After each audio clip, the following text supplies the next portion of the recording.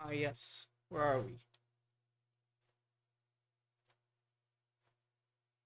We have continued on our journey from getting to know our fellow countryman, and we now try to save him in foreign soil with the help of hopefully the great Herlock Sholmes.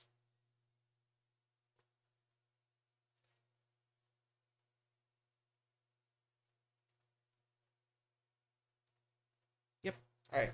20th February, 9:23 a.m. The Old Bailey, defendant's antechamber. Well, I never expected this. Who'd have thought we'd be back here again so soon?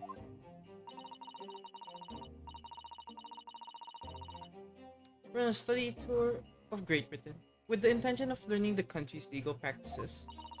In order to research the latest court procedure here, we need as much court experience as possible. Well, yes, I suppose that's true, but for the person in the dock, it may well be his or her one and only time in court, and it could be life-changing. In which case, treating it as research may seem a little crass.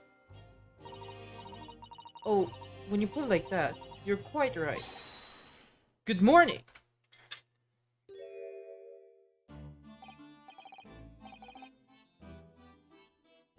Oh, it's him who said good morning. I could never tell if they never if they never announce it or anything. It's so weird. It feels so weird.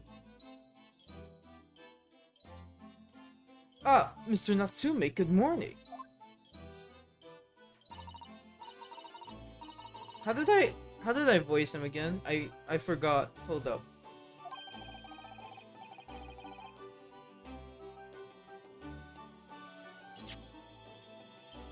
Yo, Jill. Hi, hi, hi. How did I voice him again? Oh dear, are you alright? Your eyes are terribly bloodshot. Let's go, let's go.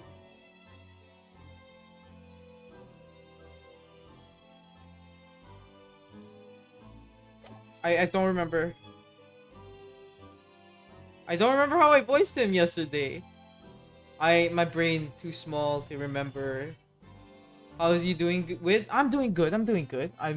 You know, we're back at it again with some lawyering. His Mario voice. I remember I put him slightly higher and faster pace. The early bird catches the worm, as they say here in Britain. Yes, I've heard that expression, but I really don't want to catch a worm.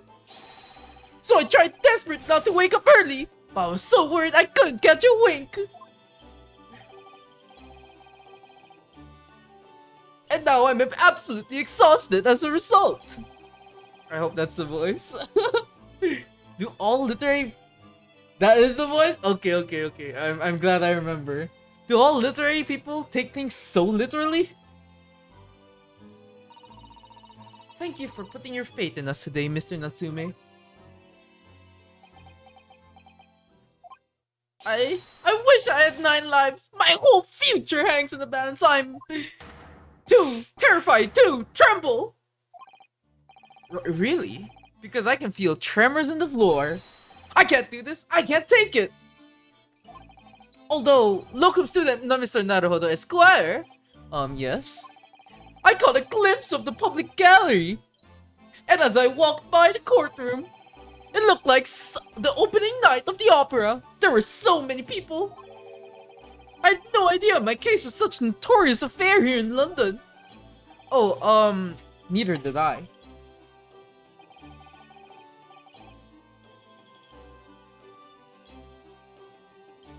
Did you know why that might be, Mr. Sato? I'm sorry, Mr. Naruhodo, but I have no idea. So that's all-knowing look of your face is just coincidence, then, is it?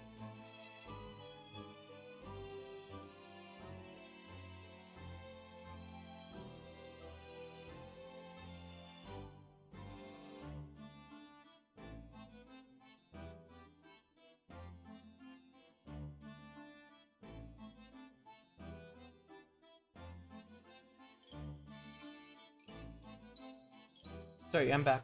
Famous case because Sholmes is handling it. I mean, true, kinda. I think so. Sorry, I was doing something. Don't hide the truth from me. It's because of the Reaper, isn't it? Lord Van Zeeks? Is that right, Mr. Sato? I purchased as many different newspapers as I could find this morning, and yes, Lord Van Zeeks is on the front page of every one. I knew it. Sometime after the prosecutor was dubbed the Reaper of the Bailey, he stopped appearing in court, it seems. It's been several years now, in fact, until the day before yesterday. Yes, Inspector Gregson told us something similar, didn't he? I want to give him like a Transylvanian accent. But I don't know if that's a too out of character. The trial 2 days ago marked Lord Van Zeek's return to the courtroom after a long hiatus. Yeah, this guy is new. This guy is part of the second episode, or was it third? Basically the prior. No, third. Because it's the case prior. The trial of Magnus McGilded. Ugh, what a harrowing experience that was. So basically, this guy is not new to us, but I guess it's new for you because he was in the case before. Because we're in episode 4, I believe, right now, or 3. It's one of the two. I believe that appearance made even greater waves here in the capital than today's. But we wouldn't have realized, of course, having only just arrived in the country. Why is the Reaper back in the Bailey so soon for what appears to be a mundane murder? That's the question the papers are asking, and they are all speculating various answers. Mundane? Mundane? It's the most significant saga of the century to some of us. Oh dear, I meant no offense, Mr. Natsumi, but that is how the papers are describing it. Hello, Lux. You're so happy? Why are you happy? Did you get an ace? Did you get out of iron? Hello, Chai. How are you? Welcome all. Hello everyone. Welcome. We are now continuing the case. Back to back Aces A. Let's go. Were you streaming? So low Q. Insane. Imagine. You're sick and you're dying. Get well soon, Chai. That's all I have to say. Oh, were you recording?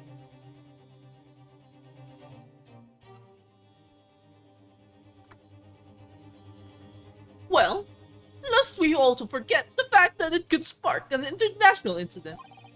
Obviously, the reappearance of this infamous prosecutor has caught people's attention. Oh, thank you for redeeming first, Jill. But there's another blatant similarity with the trial of 2 days ago. Yes, I agree. Locum student, Mr. Naruto Esquire, it's you! Always forgot when I am here early. That's fine. Me? Well, I suppose that's true. Both times, it is you who stands against this legendary prosecutor. I think I just butchered his voice I gave for him. It can only mean that you're friends with the Reaper. Please, I don't rub shoulders with Deathbringers. Also, I got the most hated map, Icebox, ended in at 31 kills. Ayo, let's go. I'm afraid that there's really only one other explanation. It can't be another example, Mr. Naruto, of your uncommon bad luck. Thanks for that. Oh, that's just my luck. Why must I be represented by a man with such frail fortune? To speak for himself, he got the curse. He got cursed, guys. Streamlabs is back, guys. Look at that. Welcome back, Streamlabs. You took some long hiatus when we needed you. By the least lucky lawyer alive. Well, let's not forget, there was you, Mr. Natsume, who asked me to represent you.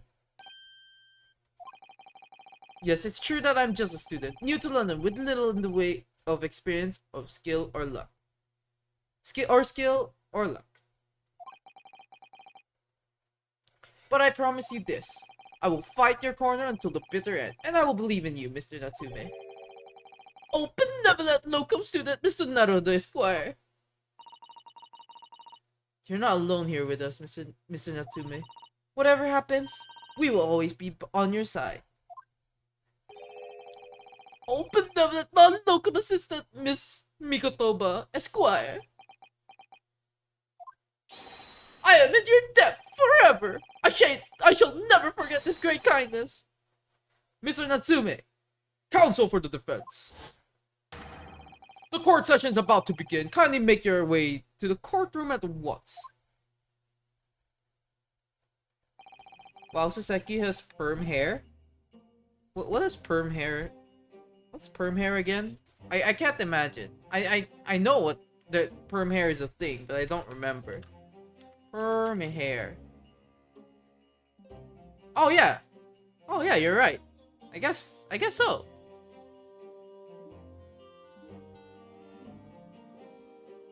I guess you're right. Next day, Yunosuke has been found guilty and is sentenced to death. Yup. Enjoy your lurk, mecha!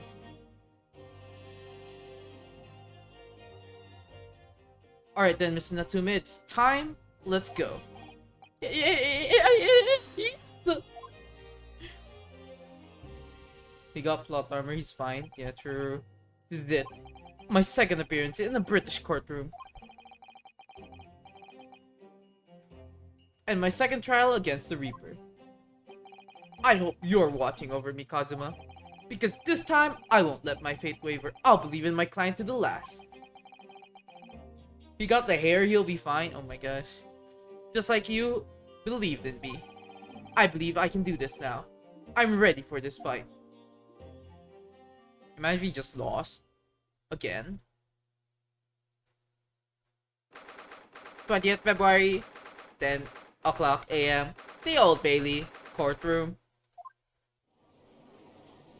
Hey, it's the same group of... No, it's only some are the same. Only some are the same, guys. Only some, I tell you. In the name of Her Majesty the Queen, I hereby declare this court to be in session. I now call upon the counsel for the prosecution and defense to declare their willingness to proceed.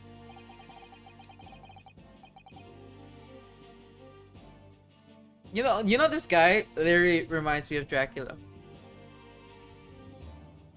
Where my gift set.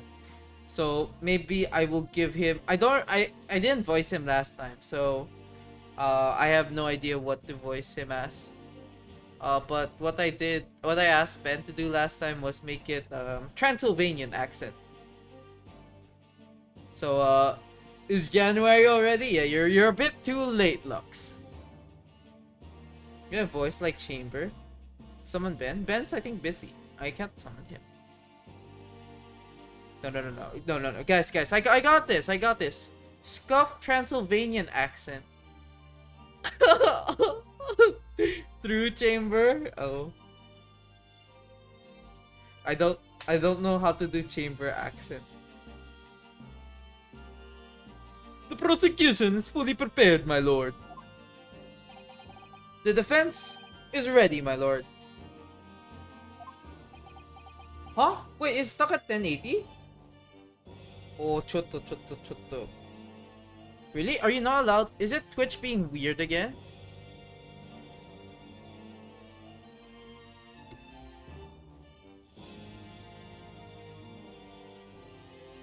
You're right, you can't change it. What the heck? Why can't you change it? How do I not make it 1080, guys? I have to reset stream then. I have to reset stream and then set it to 720.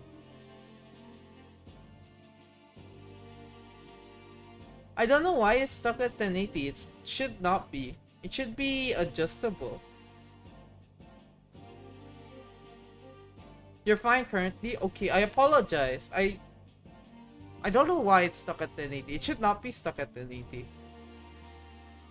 Alright, we won't guess.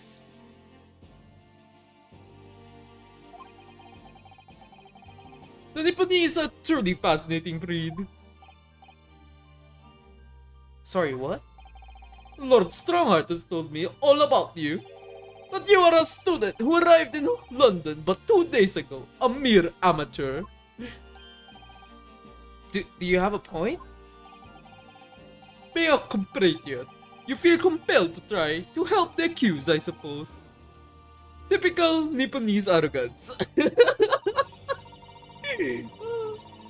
Forgive me, but I do not believe arrogance is an appropriate description. Blah, blah, blah. I don't know, man. He literally looks like Dracula. It's not my fault. His design looks like Dracula. Susato-san. After all, at our previous encounter, the defendant was found to be innocent. He's drinking blood, guys. He's drinking blood. Very true. And the most fascinating, if dark, trial it was too. The tragic conclusion came later, of course. He is stood acquitted, and his unfortunate violent end.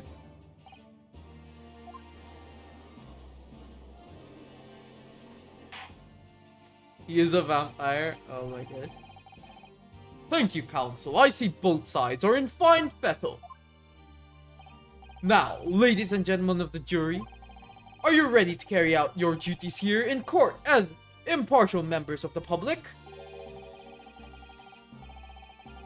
Wait, isn't he the guy from the... Huh, this is not the same person, is it? I don't know, because I feel like he should not be here, seeing that we kinda accused him for killing someone. You never know when you might be down on your luck, but I believe in fair play for everyone.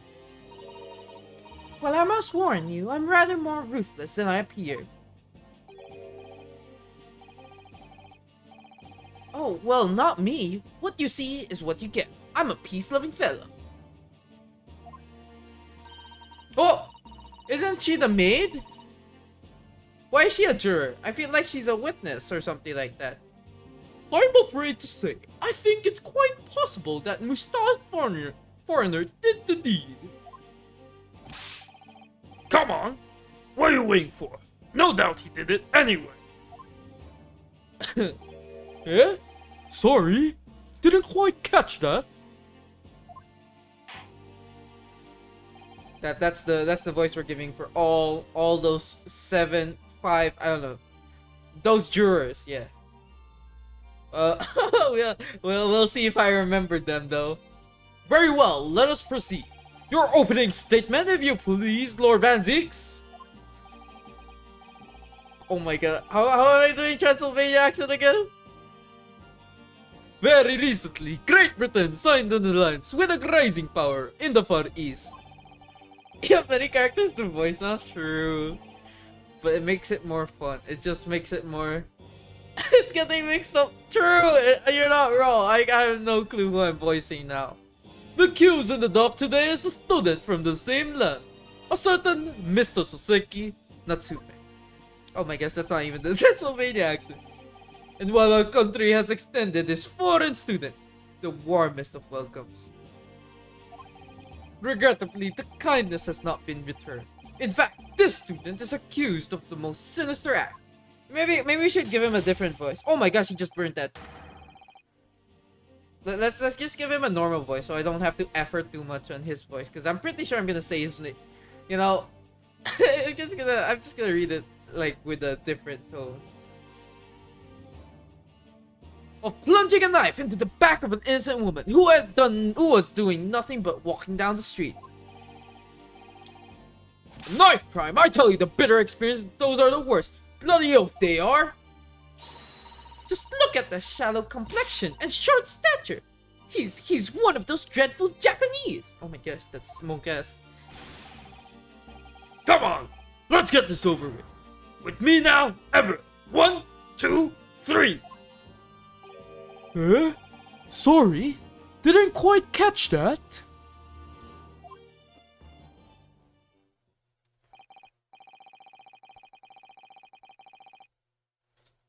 Pray forgive the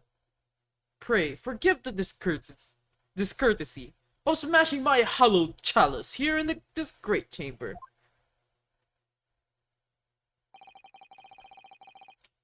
Allow me to call the first witness to the stand. Very well. Bailiff, lead the inspector in, please.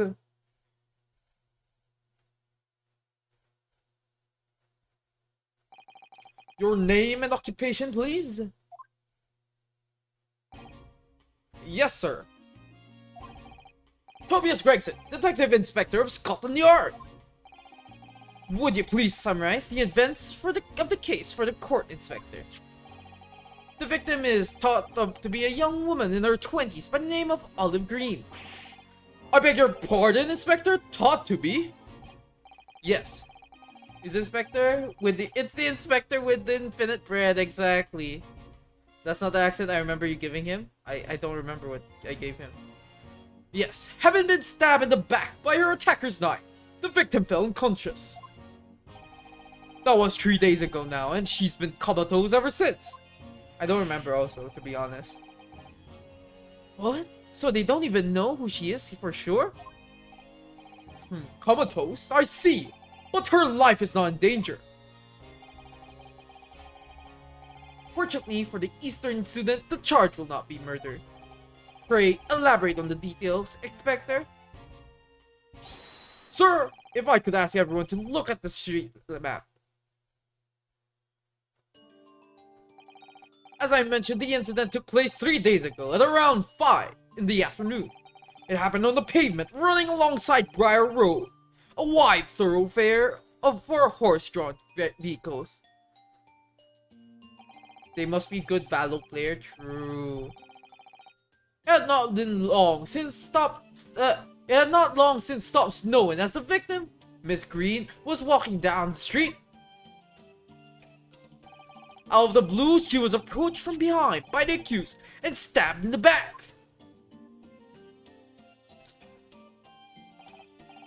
Luckily, the young lady's life was spared, but she's currently being treated in one of the city's hospitals. But being unconscious as she is, we've been unable to take a statement from her, of course. This is the case file with everything we know about the victim so far. Thank you, Inspector. The court will accept the documents as evidence, if you please. The case file has been entered into the court record. What of the weapon that was used? Sir, I have that here. It was removed from the victim's back. Ouch, that big thing is starting to make me scared of walking down the street now.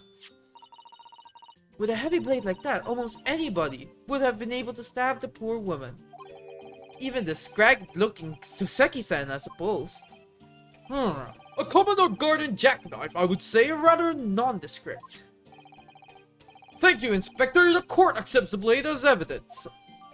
The jackknife has been entered into the court record. Now then, what do we know of the motive? Money or valuables, I presume? For what we can tell by looking at the woman's possession, it seems like she's a poor student herself. It's different from a swift knife? Yes, swift knife I believe is the one with screwdriver. It's all the nifty utensil. Butterfly knife is the folding one, but this one is called a jackknife. Yeah. Wait, jackknife, right? Yeah, jackknife. Yeah. I remember playing a game as a kid, and one of the weapons was jackknife. I don't know why, but it was specifically jackknife. Hard to imagine she would have anything much worth pinching, my lord. Jackknife is just a knife. I see. Well, in that case, are we looking at some deep-seated resentment towards the victim? I'm afraid I couldn't say. I'm just giving the same voice to the judge and Gregson. Apart from visiting second-hand bookshops, the defendant, Mr. Natsume, doesn't appear to get out much. At this moment in time, we haven't been able to establish any sort of connection between him and the victim. Hi! I didn't notice? No. Keep, you know. Yeah. I used different voice. Don't worry about it. Keep it the same. Yeah, don't treat them the same. And if theft and grievance had been ruled out as the motive, what reason could Mr. Natsume possibly have had for stabbing the young woman? Yet you arrested the man in spite of that, in a totally unjustified and heavy-handed way. Igiri! Oh, let's just copy that. Pray forgive the discourtesy of flinging a freshly uncorked bottle into the public gallery. Oh my gosh, this guy's wasting good wine. Good alcohol. Can't believe it. Those things are expensive. Takes years to fill. Yeah. What was the reason why he flipped to fling the bottle? Who knows? But where your words have soared its hollowed bouquet. For it is you, my learned friend, who is being heavy-handed here. It was so random. Yeah, I wonder. What? Scotland Yard does not arrest people without good cause. That should be beyond question. Inspector Gregson, the prosecution calls for your formal testimony. Explain to the court precisely why the constabulary came to arrest the Nipponese student. Yes, sir. What if we give him a different voice? A more comedic voice.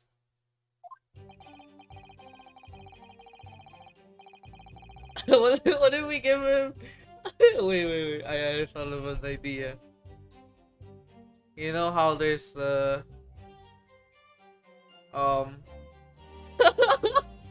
I thought of something stupid. So you know the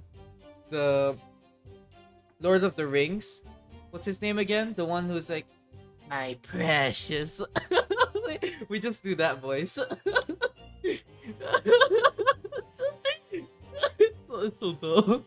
I don't know, I can't think of any voice to do. As I said, it was 5 o'clock in the afternoon when the incident occurred.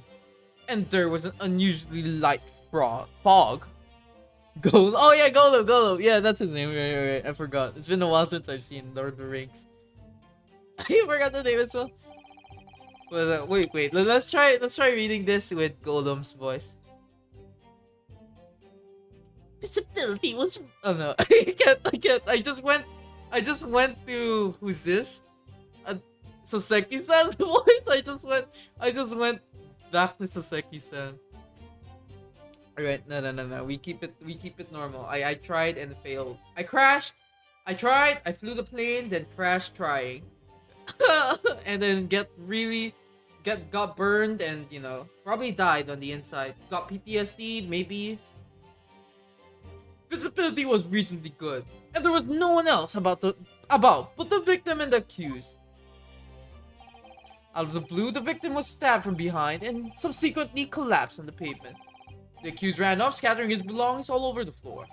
Those being a number of old books he just bought. He was on his way home from a bookshop, it seems. It was just a matter of working out who the books belonged to, and we found the bloke to arrest him. Old books, you say? Yes, my lord, I have photographed here the scene of the crime, taken immediately after the incident. Ah, yes, I can clearly see the books to which you are referring.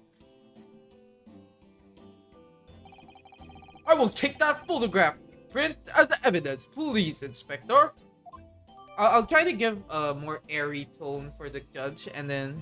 Heck, that was the only evidence they had? I mean... wait, I have to check again. The crime scene photograph has been entered into the court records.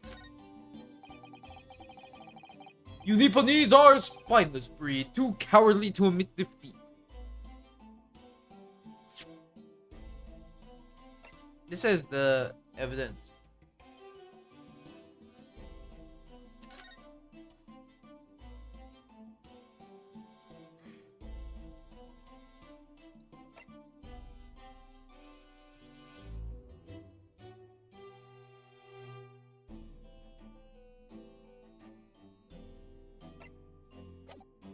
Alright, wait.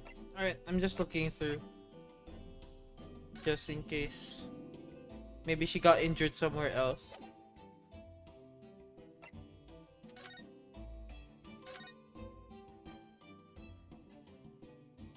Oh, wait. Huh? It's blunt. Huh?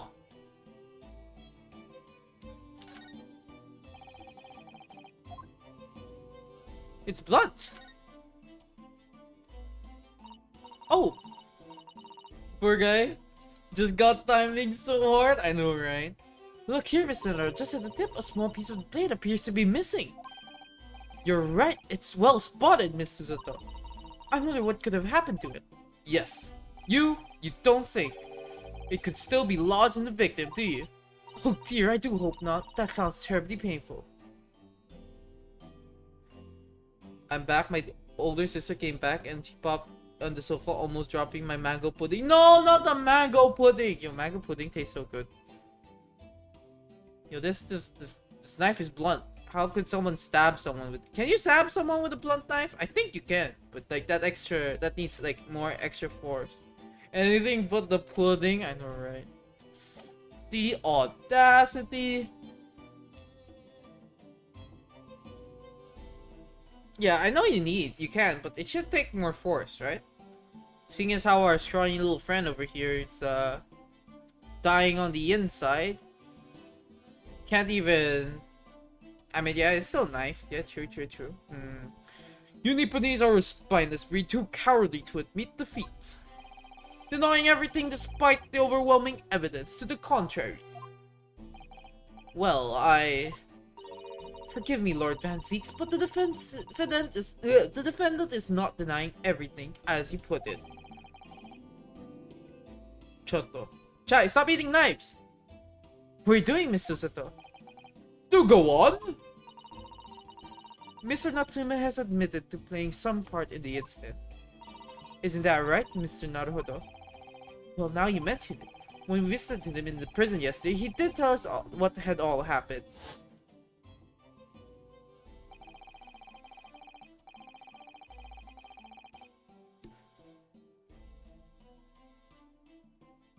As I was walking along that... wait, what voice did I give him again? Oh my gosh. As I was walking along the cursed pavement, I could make out the sole silhouette of another ahead of me. A woman, wearing a green overcoat she was, and just as I went to overtake her, she suddenly let out a little scream and collapsed onto the cold hard slabs of stone at my feet. I was terrified. I had to get away from there. So I ran as fast as my legs carried me back to my cursed lodgings. Huh? A green overcoat? Well, that's exactly what the woman in the print is wearing. Oh my! A photographic print in full color. What will the world come up with next? Wait, he's... must be... Yes, it is. Joanne Garride.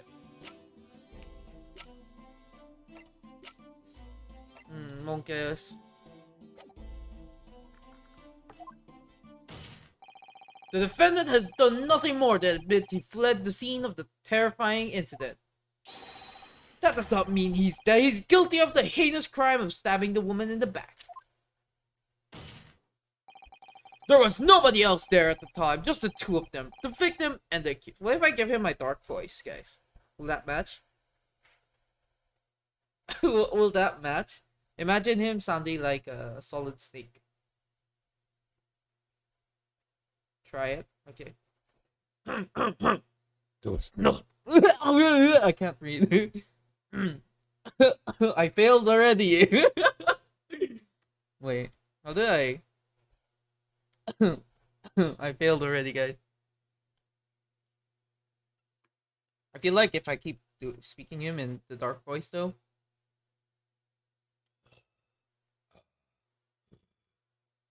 There was nobody else there at the time. Two of them, the victim and the accused. No. I feel it doesn't match. I feel it doesn't match. I feel it doesn't match.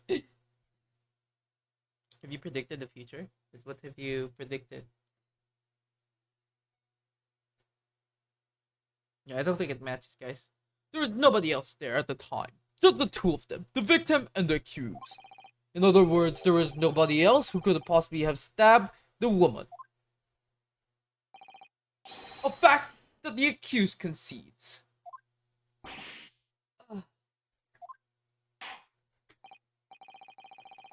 It seems this cross-examination would... Oh. It seems... This is why I redeemed Essay Worth of Dark Voice. Yup, bet. It seems this cross-examination can prove to be pivotal, counsel. Proceed, please. Yes, my lord. Nothing for it.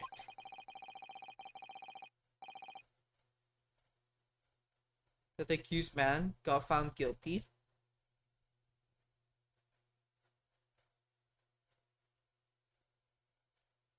No. I have to use this cross-examination to turn the tables here. It's our only chance. Cross-examination.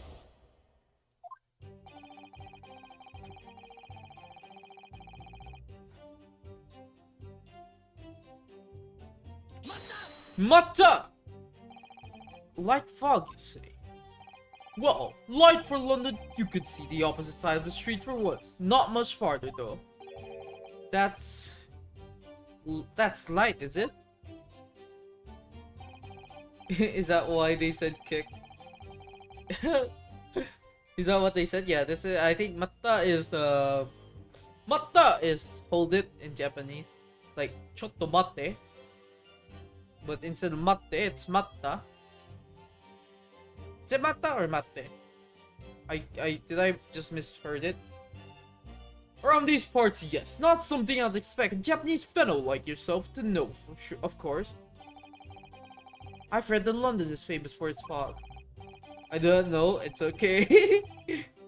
But in my country, people usually imagine that gives the city a rather beautiful appearance. You thought it was mata the eyes? No. It's mata! How quaint! Another Filipino, exactly. Yes, well, it's not something us Londoners tend to romanticize, as I expect you can appreciate. I see. At this time of year, the fog causes a large number of accidents, especially when it's heavy. Sometimes you can't even see your own hand at the end of your arm. Indeed, the other day I was nearly trampled by horses before I could see the carriage they were pulling. Just decided I should definitely remember to stop, look, and listen. You're Tagalog? No, you're Filipino. Tagalog is the language. You are not the language, Lux. Chotto mate. That's a bit yo, chotto. Wait, I see thingy majingy. I'm lurking in channels and I see something.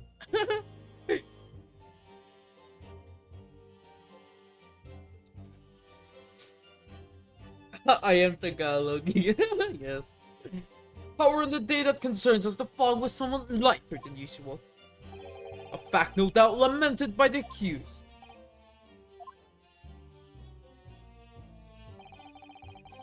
Visibility was reasonably good and there was no one else around but the victim and the accused. Isn't there a witness? How are you able to state that with any certainty? Quite simply, my learned friend. Because that is what the witnesses to the crime have told us. Ah yes, Inspector Gregson mentioned the witnesses yesterday, didn't he? That's right. One of them is a policeman, I believe, from Scotland Yard. That is correct, ma'am. Then we must hear their testimony. The prosecution will of course call them to the stand, should it be necessary. But wait a minute. At 5 o'clock in the afternoon, in the middle of winter, it would have been dark already. No matter how light the fog might have been, no one could have seen. I'm unaware of the situation you're Thailand in the east. But here in the capital city of Great Britain, all main roads are illuminated by night, and the night by gas street lights. Ah! The prosecution believes there would have been ample light by which to witness the crime. Quite! Here in London, for the first time in history, mankind has completely conquered the darkness. which means we really need to hear those witness statements. If I could just get through the fog of this cross-examination, maybe we'll be able to. It seems the counsel for the defense is taking stock. Continue with your testimony, Inspector. Of the blue, the victim was stabbed from behind and subsequently collapsed on the pavement. I'm just gonna press everything. Mata! From behind, you say? That's right. As you can see from this print. Oh my gosh, there's so much effort just to read all those lines. Yes, quite so, Inspector. The handle of the weapon is clearly protruding from the victim's back. And you say this poor woman, Miss Green, remains in the critical condition? Comatose, no less. I'm afraid so, my lord. Yes, she's been being treated at Bart's. I was hopeful that she'd come around before the trial started so I could take a statement, but it wasn't to be. Yes, that is indeed pity. It would have been most illuminating to hear the victim's own account of events. Knife hits on the spine, poor victim. Exactly, I feel bad. I hope she can still walk after this. The luck is on your client's side, it seems. Huh? Well, on the contrary, my client has been exceedingly unlucky.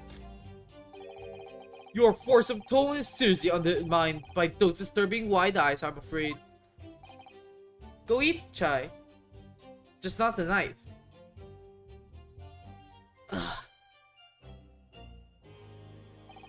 The accused ran off, scattering his belongings all over the floor.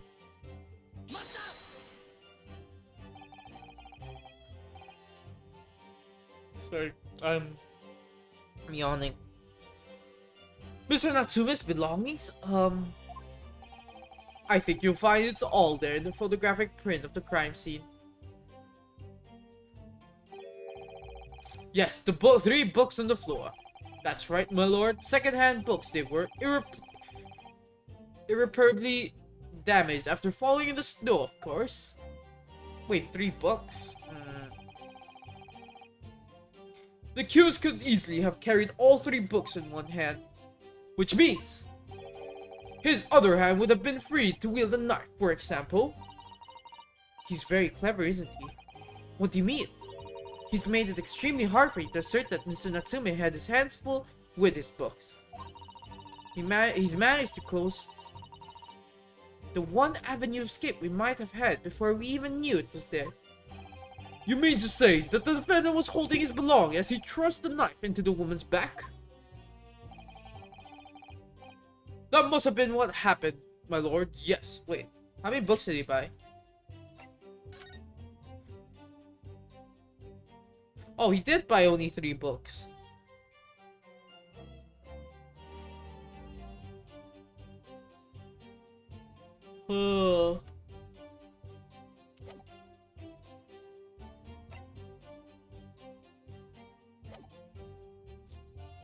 That must be what happened, my lord. Yes.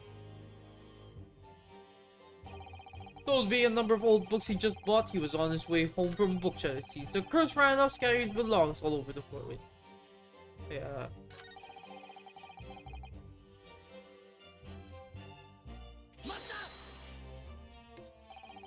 The defendant apparently visits his second-hand bookshop on a daily basis. Yes, so I understand. A shop full of old English literature. I commend the accused on the lofty subject matter of his scholarly attention. The bloke's room was stacked floor to ceiling with those musty old books. Can you tell us more about the books in question, please, Inspector? Well, if I must, I'll have to ask you to look at the street map again, I'm afraid. The closest second-hand bookshop of the accused lodging is the place here, Bourbon Books. A little place at the corner of Briar Road and Mearscombe Street. As it happens, the accused is currently living in lodgings on the other side of Briar Road at the opposite end. Which means it doesn't take a genius to work out the route he would have taken home.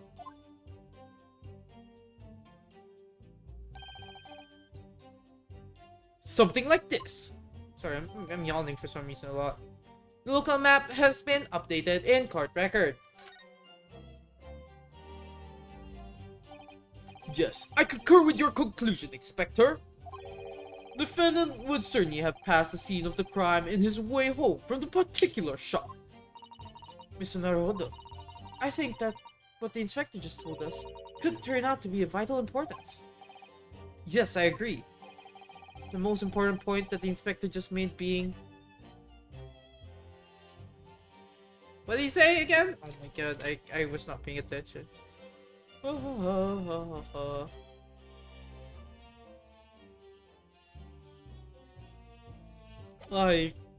was not paying attention. Oh my god.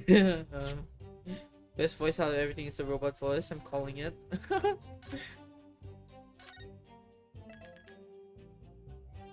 I'm saving just in case. Alright, let's go back. What did he say? I don't even know, guys. Wait. Or... what did he call it? Bourbon Books? Has to be location then, right? The crucial detail in what you've told the court inspector is the location of the bookshop. Oh wait, no. Wait.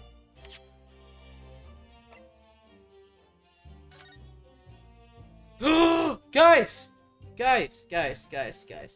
No. It's the name of the bookshop. Look at this. It's your books, not Bourbon Books.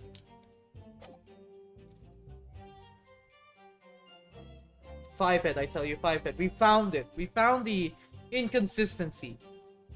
Couldn't agree more. So, where is it exactly? Yeah? Are you winding me up, Sunshine? I just explained that. I got the map out and everything. Used the red blooming ink and drew the bloke route home on for you. And I distinctly remember seeing you nod along, Counsel. Oh, yes, of course, I must have... Wait, yeah. Yes, of course. I must have been so nervous I didn't take it in. The blunder of the day goes to you, my learned friend. No, not yet. The trial only just began, after all. Mr. Naruto, I would strongly advise you to look carefully through the court record at this stage. Yes, miss. At once, miss. Sorry I made a mistake, miss. Inspector, continue with your testimony, please. Alright, so we now know it's the name. Right.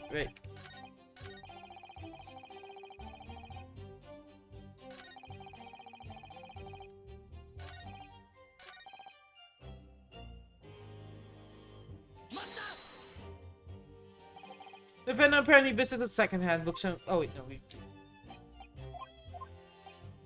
I don't need to read this again.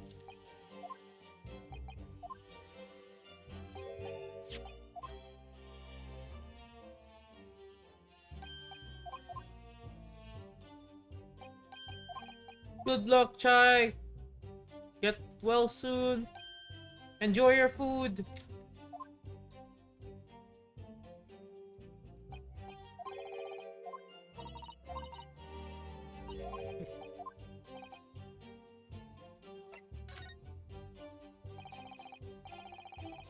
This is insane. What do you mean this is insane? Inspector Gregson, may I ask you a favor? What? Would you kindly add the name of the bookshop to your formal testimony, please? I believe it may be vital importance. Maybe. Oh, well, you know. I mean, yes. It could be a very important clue. Very well. Not that I can see it being of any great significance. But please, revise your testimony accordingly, Inspector. Yes, sir, my lord. Whatever you say. Could the man be any more sardonic? He was on his way home from Bourbon Books, a second-hand bookshop he apparently patronizes. Alright, now we present this, which shows that he did not visit Inspector Getting Grilled. True. Now we inspect this, seeing as this is what we need to present the case. Igiari! If I could just stop you there, Inspector Gregson. What is that, Sunshine? I'm a busy man, you know. This is receipt from that we found in Mr. Natsuma's room. It was issued on the day of the incident and detailed the purchase of 3 second-hand books. And you found that in the Q's room, didn't you? Yes, but the point is not where the receipt was found, it's the name of the shop printed on it. Go on. This is receipt is issued from the bookshop called Your Books. Your book, Y-O-R-E, I presume. Yes, my lord. Mr. Natsume did indeed purchase a number of books at a second-hand bookshop that day.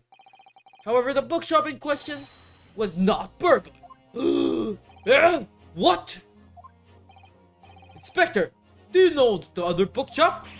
Yes, sir. Your Books is another second-hand bookshop not far from Bourbon Books. Oh, I bumped my mic. It's just that, well, it's such a small place, I didn't think the Q's could have been known about it. Higari! But in fact, that is the bookshop which the defendant visited on the day in question. And this receipt proves it. Higari! Yes, for what difference it makes. Wherever the man purchased his musty tomes, it makes no difference in the final analysis. I disagree. I mean, after all, I have the street map here, if that might be of help. Oh, yes, of course. I have a look at this, please. Where's Your Books located? If the defendant had been returning from Bourbon Books, then yes, he would most certainly have passed the place where Miss Green was attacked.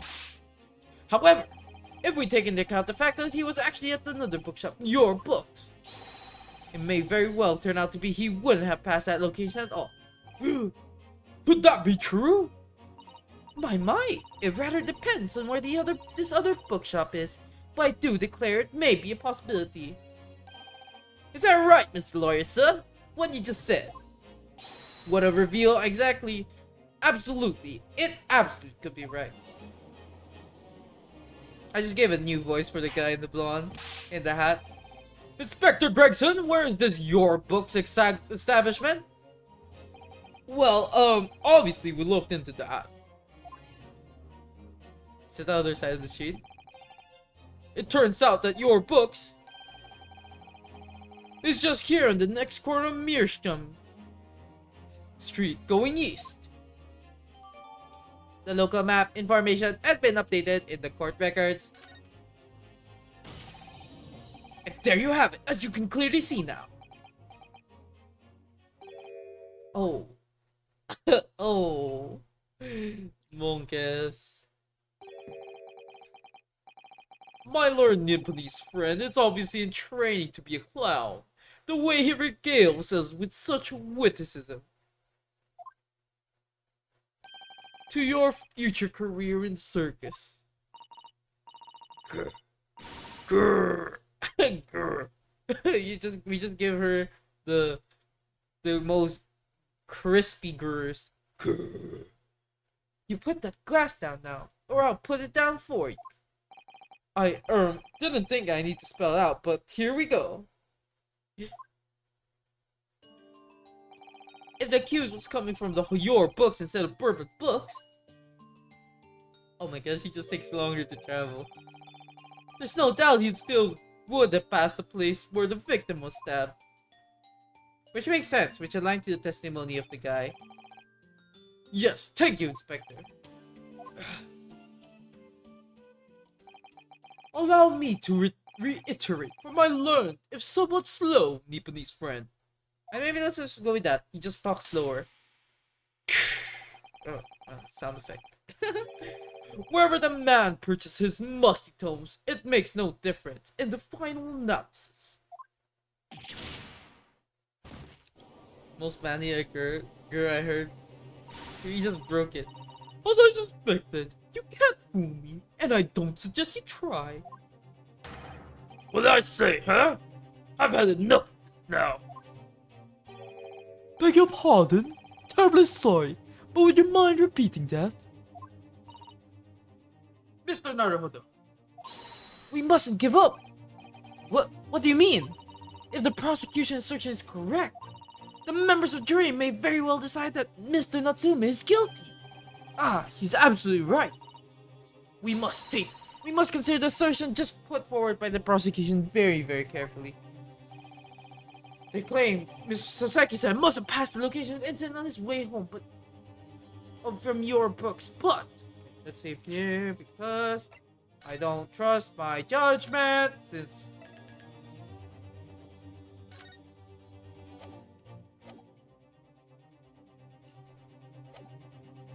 raise an objection. I guess. The assertion just made by the prosecution is fundamentally flawed. Isn't there like 2 ways he could have gone? Explain yourself, counsel. Yes, my lord. You can see what I mean from this map. When returning from your books to his lodging, Mr. Natsui could have followed the route suggested by the prosecution. However, that isn't the only conceivable route to take between the 2 places. Ayo, let's go!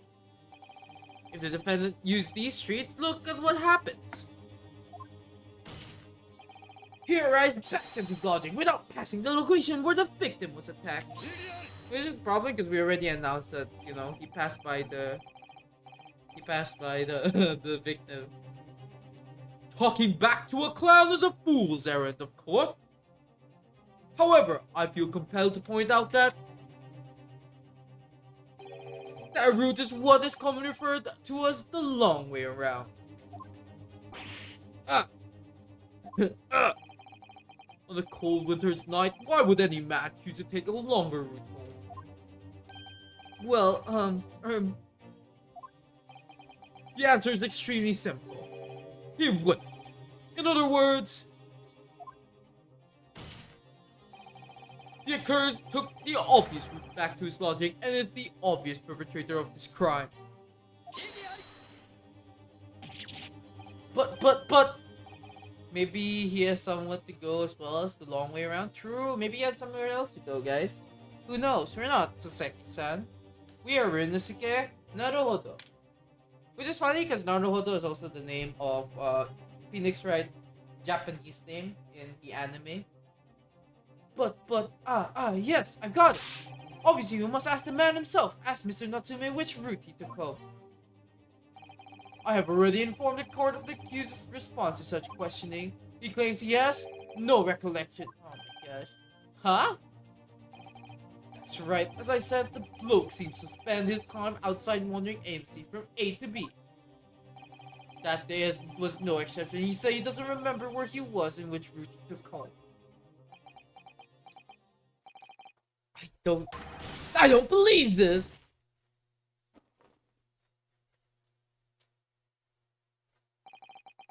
Oh my gosh, we screwed up, guys. I thank you, my learned friend, and suggest that we do not waste up any more court's time by wandering aimlessly around this subject. You're looking like a fool now, exactly. Pray, what say you insightful jurors?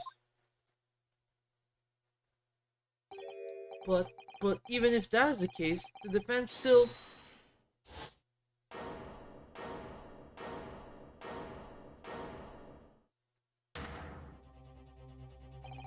I agree with Lord Van Zeeks, wholeheartedly and in every way. What? I don't believe it. Does this mean we members of jury are completely convinced now? Yes, very well. In that case, I hereby call upon all members of the jury to present your findings to the court. Oh no. You say.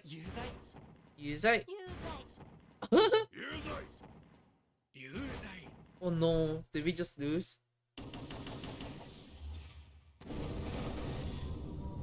We lost, guys. We found him guilty. Is it goodbye? Time to go back. It would appear the jury's learning is unanimous. I messed up, guys. I just want to see if it's true. To the insightful members of the jury, I applaud your brave resolve. You serve Queen and country admirably. Mr. Naruhodo. No, not yet. This isn't over yet. I still have one last chance to sway the opinion of the jury. I have to tip the balance of those scales the other way. I have to turn this around. Somehow. Huh? Those are the eyes of a quarry not yet willing to give up and die. So I presume you intend to wield your right again in this trial. Right of the defense written into the antiquated British law that should have been buried long ago. Call it antiquated if you will, but it's the defense prerogative to carry out a summation examination if it so chooses. Very well, counsel. In accordance with the letter of the law, we shall proceed with the summation examination. Are the members of the jury ready, Mr. Foreman? Of course we're ready. I'm all too familiar with this Nipponese whippersnapper and his uncle's refusal to throw in a tally. Very well then. Ladies and gentlemen of the jury, you will each explain on what grounds you have determined the defendant to be guilty. Alright, we're messed up. We lost, guys. This is where we continue. Oh my gosh, can't believe it. We messed up, guys. We failed. Man and country. Everywhere died. We failed. Can you clutch? That is the question. We will find out. Can we clutch? No, we didn't lose the match. We can still so here's the thing about Ace Attorney. For this one, that you can still contest. For pity's sake, that little Nipponese oddity already admitted himself, didn't he? If he said the woman in the green collapsed before his eyes, why? Killer Queen bites the dust. Clutching still is an option, I see. Let's go, we can do this, let's go! If he said the woman in green collapsed before his eyes, why can only have been the victim? The man wouldn't have gone around the house on his way back from the brick shop, not in winter. So the poor woman was attacked from behind, was she? How dreadful. I know how, we've kind of heard their voices already, but I still want to stick with the voices I gave them. I really don't care. Can't we just wrap this up now? I've got work to be doing. Oh, you want books? Yes, nice shop that. But Bourbon books? No. Not worth visiting.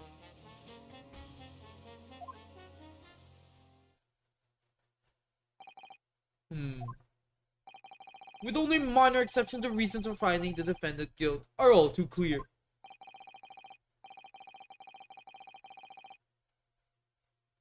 When the stabbing occurred, the only two people at the scene were the victim and the accused.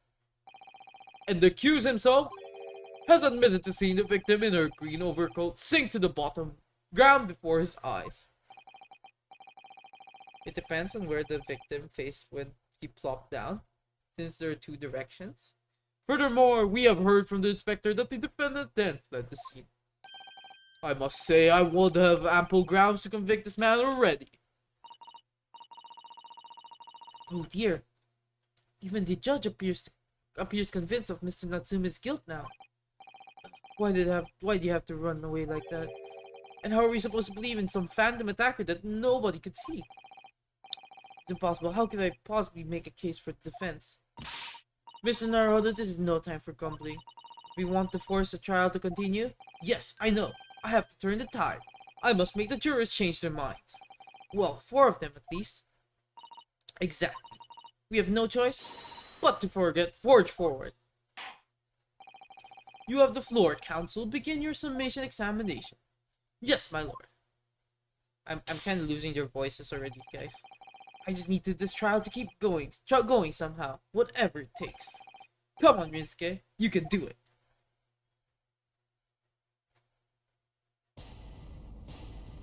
I like this. This is a nice pose, I guess. The difference, Ribito.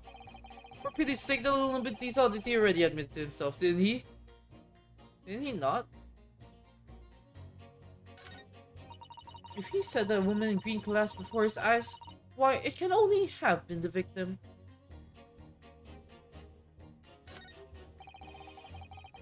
That man wouldn't have gone around in the house on his way back from the bookshop, not in winter. So the poor woman was attacked from behind, was she? How dreadful. Is the green coat a uniform? I think so. I don't know. I think it's just a jacket.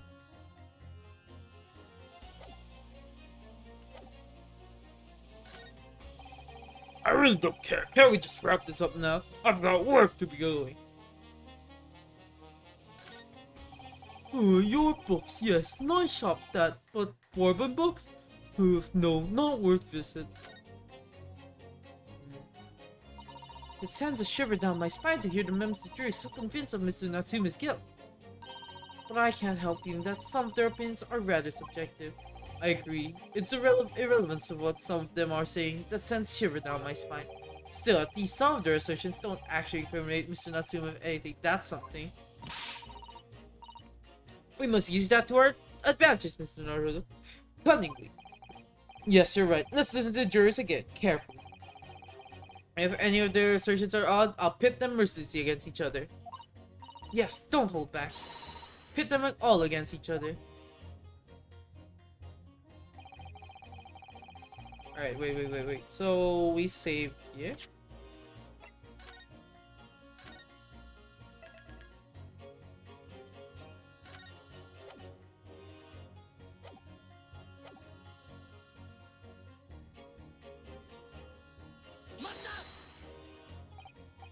Excuse me, but aren't you... Yes, that's right. I was in the witness stand myself 2 days ago. Yes, I had the feeling I knew your face, or the side of it anyway. If I remember correctly, you're a banker, aren't you? That's right! After the gold rush down under, I came back to London to work. And it was all going swimmingly until you started fossicking around. Bruce Fairplay was a man of reputation. Sorry? Don't think I've forgotten how you treated me the other day. You had me and the young hatter pegged as criminals.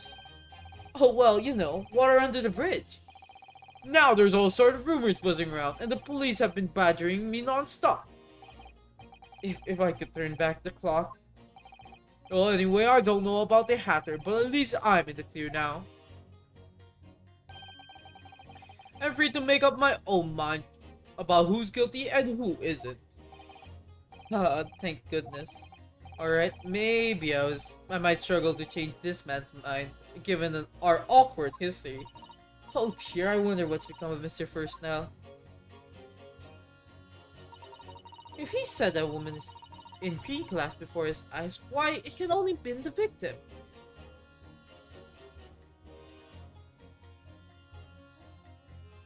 I'm gonna press everything and see what story. You're right, at that time of the incident. The defendant admits to having seen someone wearing a green overcoat walking ahead of him. Well, quite. That's precisely my point. Clearly, that someone wearing green was the victim. And clearly, that funny little Japanese man with the disturbing mustache is the culprit.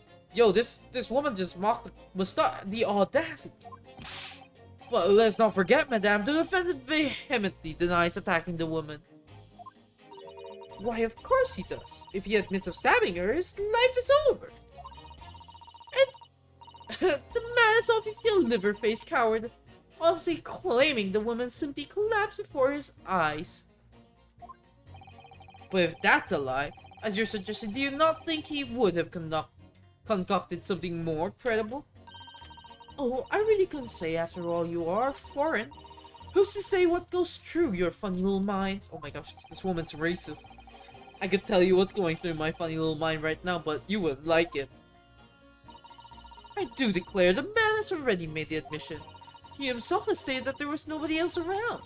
Surely the conclusion is obvious. No one else could possibly have committed this awful crime. If no one else could have done it, the accused must be the man. Really, it couldn't be more simple.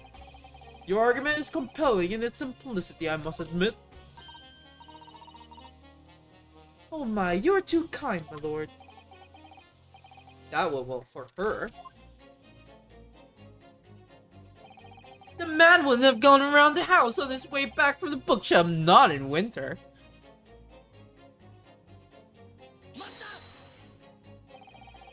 But she is true though? True. But you can't deny that there if only there was another one there. If only, guys. If only there was a... Isn't there witnesses? That's what I was concerned about. I thought there was witnesses. But you couldn't deny that there are other routes Mr. Natsume could have taken back from your books. Oh yeah, like you drew on the map, you mean? And was it Calabash Road or something? Precisely! But it seems to me that what counts is whether the little Japanese fellow actually went that way or not. Well, yes, that's true. And at the moment, there is no proof that shows he did, is there? Well, yes, that's true as well. And as I understand it, the accused himself doesn't remember which way he went, does he? Well, yes, that's annoyingly true.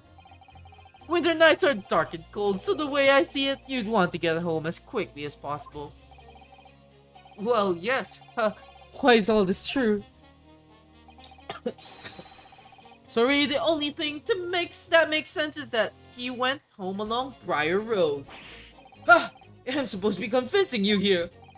I have given it a lot of thought, you know. I didn't just make up my mind on a whim, like what whim that he did it. Getting home by the jury? Oh my gosh. We're losing, guys, to the jury. Not even professionally trained. I mean, if there was some logical reason why he might have gone to Calabash Roadway, I'd be different. I'd be happy to reconsider my position in that case, honestly I would. A reason why Seki-san might have taken the longer way home. Yes, a good reason. I don't imagine you'll be able to sway this young man's opinion without. So, the poor man was attacked behind, was she? How dreadful.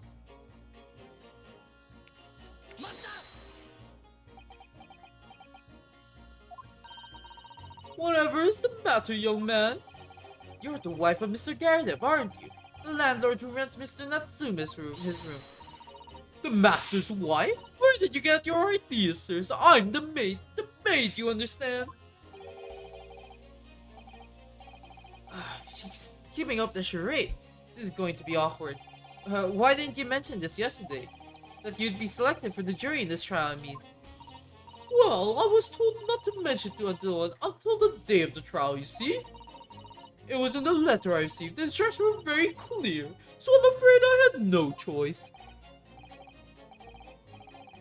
I see. Anyway, Mr. Natsume, the defendant, takes lodging in your master's home, the house, doesn't he? Yes, that's right, although he's only been a little over a week now. And in that time, surely you must have taken stock of his character. Does Mr. Natsume look like the kind of man who would commit a crime such as this? Oh my goodness me, yes, he's just the sort. What? Spending all his time in the dark and dingy room? Dingy? Dingy? Dingy? Dingy? Your room again? Sporting that unscrupulous mustache. That man never speaks, and don't get me started on those shifty eyes. All the neighbors are talking about him. I've never heard them, you know. People think he must be building a bomb there or something. Dingy room cameo, let's go. Oh dear, Mr. Natsume, how could possibly say such things about him? He's just a harmless bookworm, nothing more. What if I give myself let's see, let's give myself outfit similar to, there we go. This is closely resembled. I don't look good. This thing makes me look like my shoulder. I have non-existent neck and my shoulder is way higher than it should be. This clothes shouldn't exist. Whomever made this messed up. Which was the Vroid app. There we go. We're closer related. We look more like yeah, I'm thinner, guys. It's Monk-esque. We must call him a worm, so... Anyway, I'd better be careful inviting this maid to speak. She said enough damning things already. You've never seen this? This is my school outfit. I really don't care. Can't we just wrap this up now? I've got work to be doing. Yeah, I did. Oh, you guys never redeemed male clothes, so I might as well just change it now. Yeah, look, guys. I have a similar outfit to Ryunosuke. A man's life is on the line here, sir. This will take more as long as it takes. Don't get clever with me now, son. My life's on the line too, and so is my family's. Ah, The likes of you wouldn't understand, but a laborer like me can't afford to take time off. I'm in the game, guys. I'm in the game. If I don't work, I don't eat, and neither do the wife and kids. Oh, I see. That must be very hard. I go to the union every morning to find out what needs doing. If you are late and the work's taken, it's tough. This time of year, there's water and gas supply pipes bursting left, right and center. They're after a cheap labor to get the roads dug up to fix it. It's a hard slog from dawn till dusk it is. So you were out digging on the road the day of the incident as well, were you? That's right. In fact, if I remember rightly, it was just round the corner from where it all happened. By that old bookshop it was. What? Another coincidence. That's right, Mearscum Street it was. Mearscum Street. On the map, Mr. Naruto, there were only 3 named streets. Wait, so if he was working on the map, the road... Oh, guys! We found it! Juror number 5, I need to add that information to your formal statement, please. What's the point of that? Can't we just get this business over with now? Please, sir, it's important. That's fine. I'll do it then. Oh my gosh, his voice is so hard to... On the day it happened, I was digging up Mearscum Street from dawn till dusk. Alright, let's go to the last one. And then... Your books, yes. Nice shop that, but Bourbon Booksmith, no, not worth a visit. Sorry.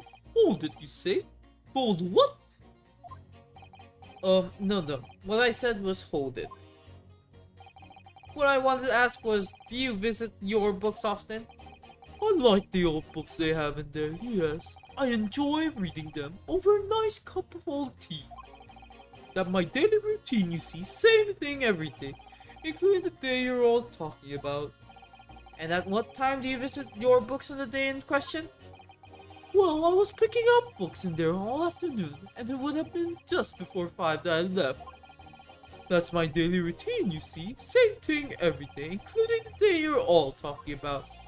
Just before 5, you say. Exactly when the victim was attacked. Are you sure about that this time? About the time? Oh yes, no mistake there. I remember it well. I'm not about to forget that day in a hurry, not after the dreadful time I had. What do you mean? Well, I was walking down Calabash Road when I slipped on the ice and bumped my head.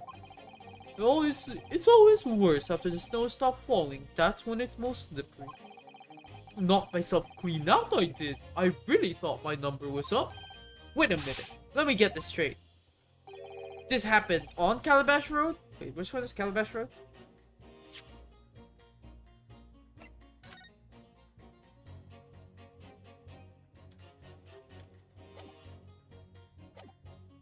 This could prove why he forgot. He slipped, bumped his head, and then forgot all. He got amnesia, like short-term memory loss. That's right, I live in Cornpipe, you see. Heading down Calabash Road is the quickest way for me to get back from your books. Juror number 6, I must insist that you add that information to your formal statement. It may very well be extremely significant. Oh, sorry, extremely sick? No, I'm quite alright now.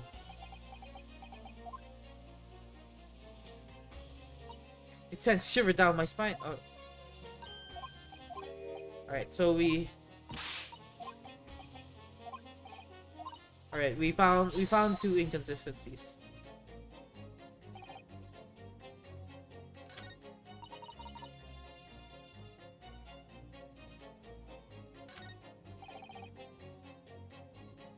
Alright, so let's save again. Classic save maneuver.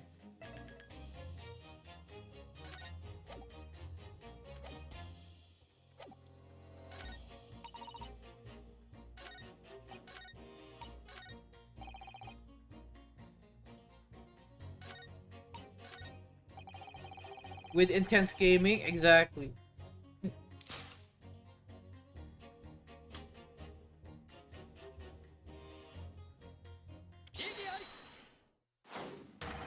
The two statements are clearly at odds with one another.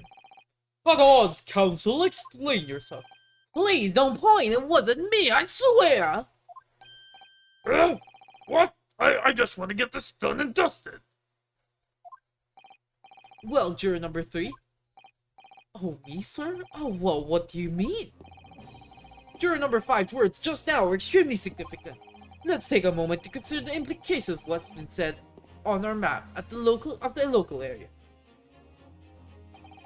On the day in question, Mr. Natsume visited this bookshop to purchase a number of second-hand books.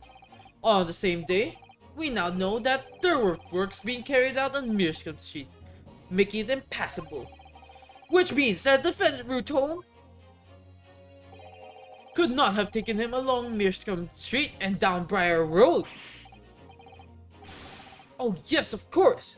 And what do you think, sir?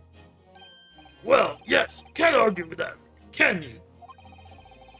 We must have had a good 2 yards or more of the pavement up. Every gentleman and gentlewoman that came along had to turn back and go the other way. So, the only conclusion is this. The defendant must have taken the longer route back to his lodging. Yes, I suppose he must have. I suppose that must be right, eh? Juror number 3, you said the following. The man wouldn't have gone around the houses on his way back from the bookshop, but we see now that he had no choice. Yes! My lord, Mr. Judge, sir, if I may. Yes! I don't think I know all good conscience that I can say the man's guilty now. Yes, I'd like to see this trial continue so we can get to the bottom of what really happened. Woohoo!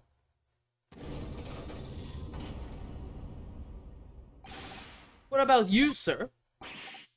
Who, me? Well, alright then. If there's a hole in the prosecution's argument, it should be filled in. That's what I say. Woo! Sheesh! We changed this around, guys. Look at that. Oh, well done, Mr. Naruhodo. It was wonderful. I mean, 1 out of 6. Should it be 2 out of 6? We got 2 of them. Well, we've managed to change a couple of minds, please. It strengthened our position somewhat. Yes, and it will prompt the other members of jury to reconsider their stance as well. They'll be asking themselves if their current learnings are really right or not. Now, if only we could identify one more clue or discrepancy that would make them stop doubting Mr. Natsume. We might be able to tip the balance completely.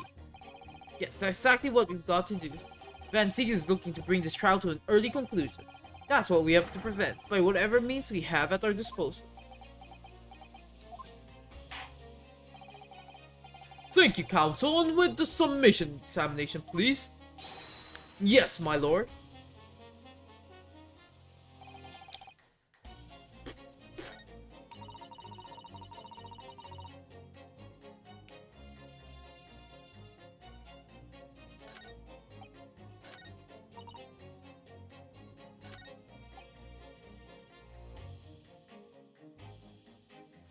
I feel like pressing again wouldn't change anything.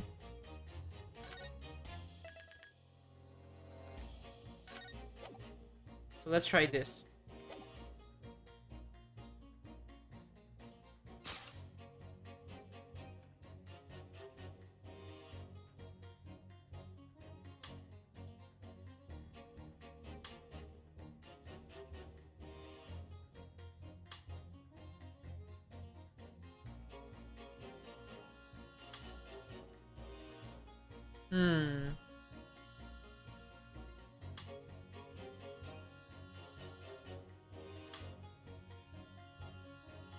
Oh, no. Okay, wait. I have an idea.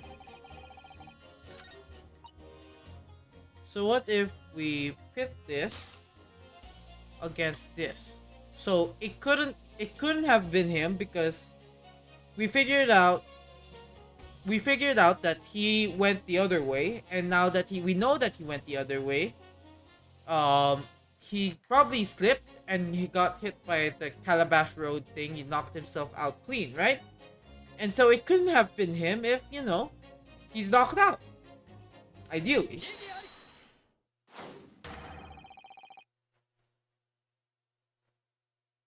I could be wrong though, but we shall see how big brain or small brain I am. Those two statements clearly show a flaw in the juror's reasoning. A flaw? What are you talking about, counsel? Well, juror number 2? Number 6? Wait, whatever do you mean, sir? I think perhaps the old man didn't hear you. Unbelievable. It's not like I was loud or anything. There's at least one fact of which we can be sure here. The bookshop receipt found in the defendant room clearly indicates that on the day of the attack, he had been to your books and purchased a number of second-hand titles. He then returned home on foot. But that man says he has no recollection of his return journey. That's correct. But what he does remember is seeing someone appear in front of him on the way. Someone in green overcoat who suddenly collapsed on the pavement before his eyes. Yes, well, we are well aware of all this. The poor young woman who was stabbed, obviously. Can we really be sure of that, madame? Whatever do you mean? I'm sure you heard. Juror number 6 account what happened to him that day. That same afternoon, there was somebody else apart from the victim, who was wearing a green overcoat and who fell over the icy streets in the neighborhood. Wait! Oh my! My goodness, you mean... That's right, I'm referring, of course. Oh my gosh, wait! I was not thinking about this. I was not thinking. Cool. That's good. What luck. This certain juror is actually related to the case. Being how big London is, I'm shocked that they were able to make this connection. Wow, storytelling right here. What a plot armor. To a hard of hearing juror number 6.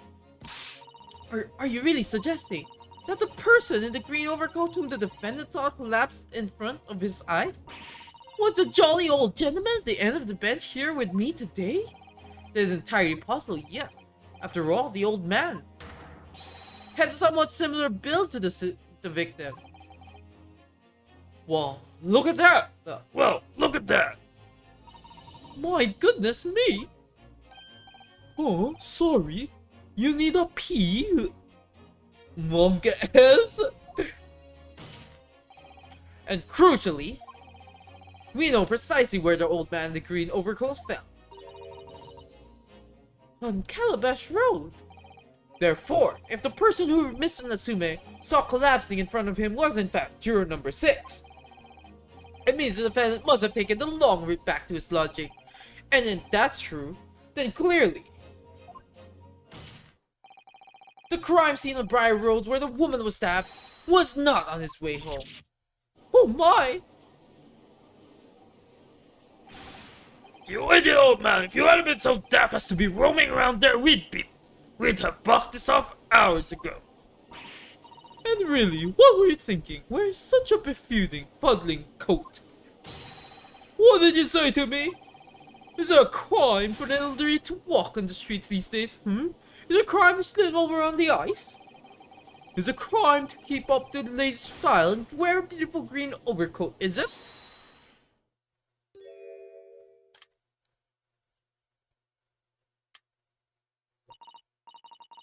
My lord, if I do hope it won't cause any inconvenience, but...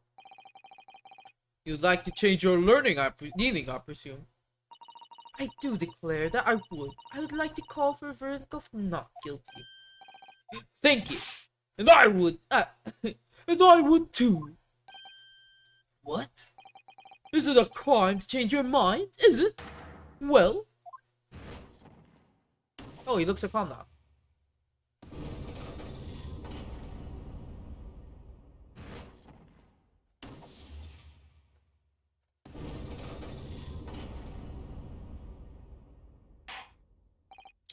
Well, that summation exam is concluded with a rather large shift, in my opinion.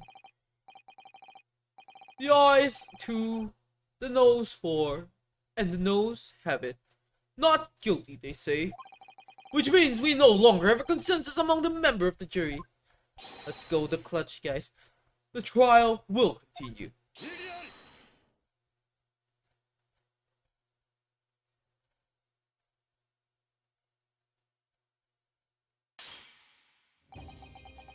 How many cups does this man have? This man just broke 3 cups already. Someone should count how many cups he's broken. Could it seem careless of me to drink from my hollow chalice moments after raising an objection? Only to crush in disgust. Pray forgive this courtesy. Lord Van Zeeks? It seems I must retract my earlier remark. What do you mean? I mistakenly credited those jurors with intelligence by describing them as insightful. Oh my gosh, this man is mocking the jurors. Yeah, we have just witnessed them falling for a cheap trick performed by an Eastern entertainer. Whatever do you mean? I haven't tricked anyone. Everything I've said is the truth. Glass is simple. I see. That makes sense. Indeed, stalwart juror number 5 was undoubtedly repairing the road as he claims. I believe you said it was good 2 yards of the pavement which you had excavated, sir. That's right, took me the whole day and they paid me a measly tuppence for it. Now, my learned Nipponese friend, tell me. You have any notion of the distance that 2 yards represent? Well, if I'm honest, I don't have a clue, no. 2 yards is a little less than 2 meters. Less than 2 meters, that's not much at all. In other words, a distance readily vaulted by anyone of moderate vigor. Would you not agree, my stalwart friend? Me? Well, I can't say you're wrong, no. What? And did you perchance erect a sign to prevent pedestrians from passing the site of your works? I wouldn't dream of what a waste of time. No coaches for them passing anyway. Oh, we just turn any jet for back when they come. Kids just jump right over us all the time. The accused is no gentleman, as far as I can see. I have little doubt, however, that he could spring over a 2-yard trench in his meandering around town. I hope your throat is fine. Oh my god, it's kinda dying. I'm not gonna lie. Ha! Is that true? Is it? The incontrovertible truth is that the books just purchased by the accused were found at the scene. There can be no doubt that on his way back to his lodging, Mr. Natsume walked down Briar Road.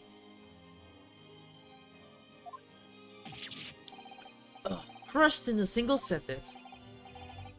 And old man, you can talk? His eyes are so cute. What the heck? You said that around 5 o'clock on the day in question, you slipped and fell Calabash Road. Ray, was there a suspicious-looking Nipponese behind it at the time? Oh, I can't say I remember. You don't remember? How about a wager? My learned friend, you say it was this old man that the accused saw, but I would lay 1,000 to 1 against you being able to prove it. I have to constantly drink water today, guys. Order! Order! Lord Van Zeeks, explain yourself.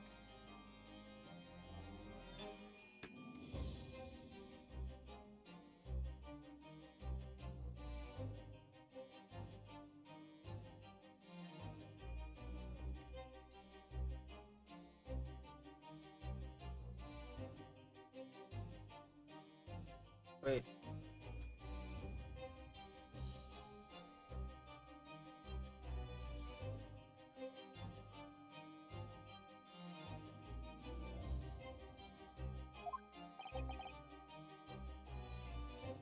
No, that's not true. He didn't bully me to get mod. That's not true. My lord? If you had such a trenchant argument up your sleeves, why in the world did you not proffer us during the summation examination? I wanted to give this young foreign student the sightseeing experience which he no doubt came for. I wanted him to see for himself how the opinion of the jury so readily swayed. But my hospitality has its limits, and they have reached, I feel. Oh, he took out his coat, guys. So, my learned friend, today's sightseeing tour of London is now over. What? What are you talking about? My lord! I like this pose. I should draw this pose soon. This is a good pose. Yeah, this guy has great drip. I agree. The prosecution requests permission to call its next witness to the stand. Yeah, this man's actually really cool. You know his hair? His hair, his character hair is similar to my character hair.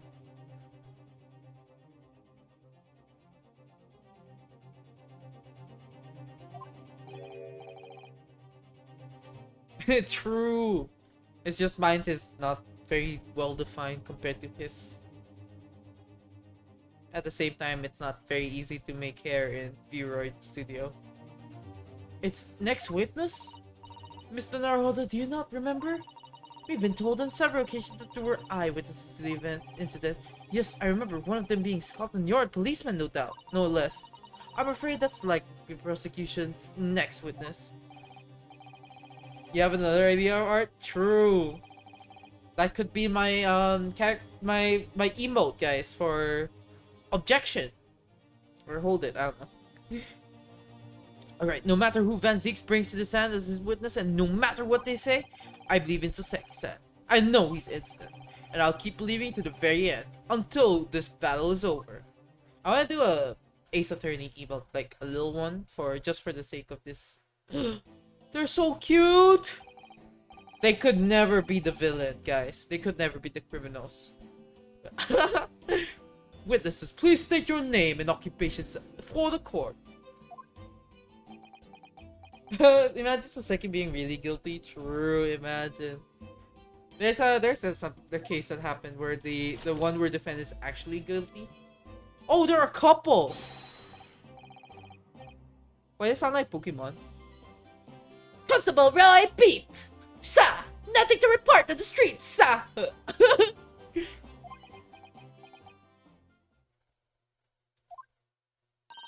And I'm Miss Beat. Patricia's my name. I'm proud to say that I'm this young town's hero's wife. What's the story here? Well, in truth, we've not been married long. In fact, we celebrated our first anniversary only the other day. No, it was your husband I was asking about. He seems tired. Hardly surprising. Whilst being an honorable occupation, Patrolling the beat is the most demanding work in the world. Oh, really? I'm sure I've heard that before, actually. indeed, apart from the rare days off, our gallant officers trudge some 20 miles a day, you know? They patrol boarding houses and pubs, collect taxes, survey the streets, check the meters, and are reading true. And they're responsible for keeping the streets clean and lighting the extinguishing our street lights. There are a number of items on the list that don't sound much like policing duties at all. I wouldn't just be falling asleep on my feet. I'd have collapsed. I wouldn't be falling asleep on my feet. I'd have collapsed long ago. But it goes without saying that a policeman's primary duty is the apprehension of criminals. Even when he's off duty, a constable is expected to investigate and resolve any crimes on his beat. For the London Bobby is a man of honor. I like this pose. This pose is nice. And a man of slumber. On the day in question, this man and his wife were walking down Briar Road in the opposite direction, and they witnessed the incident as it occurred. Is that not correct, Mr. and Mrs. Beat? That's right, sir. Isn't it, Rolly? Constable Ronnie Beatty, sir! Nothing to report on the street, sir! The jawline of this guy, Van Zeek's, is very well defined. What a great witness he's going to be. Very good. I'd like to hear your formal testimonies, please. Now, please. You will tell the court exactly what you saw on the afternoon of the incident. Yes, sir!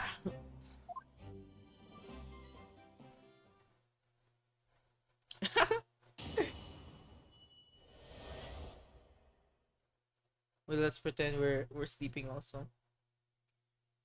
We're mimicking. We're mimicking the guy.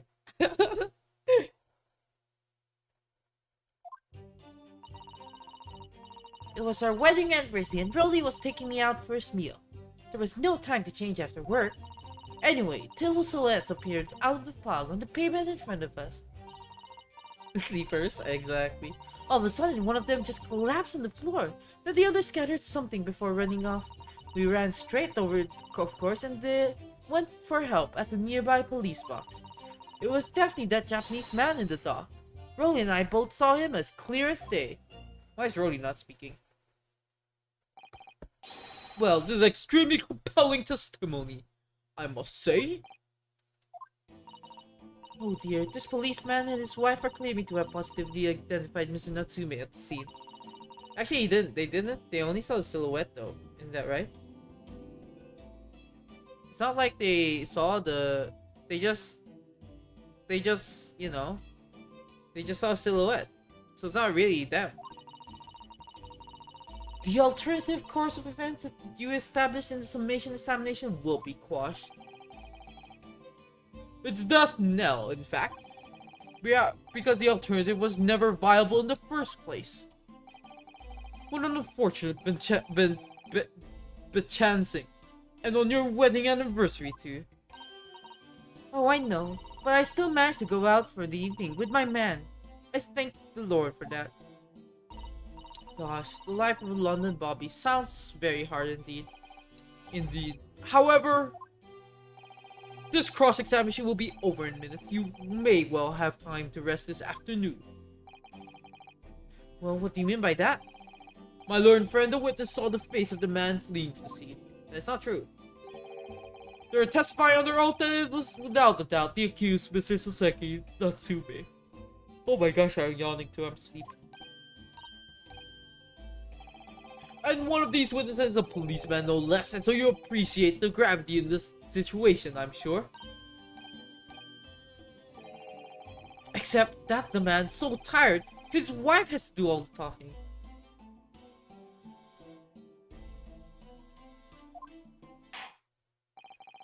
Enough preamble. Counsel for the defense, commence the cross-examination, please. Yes, my lord.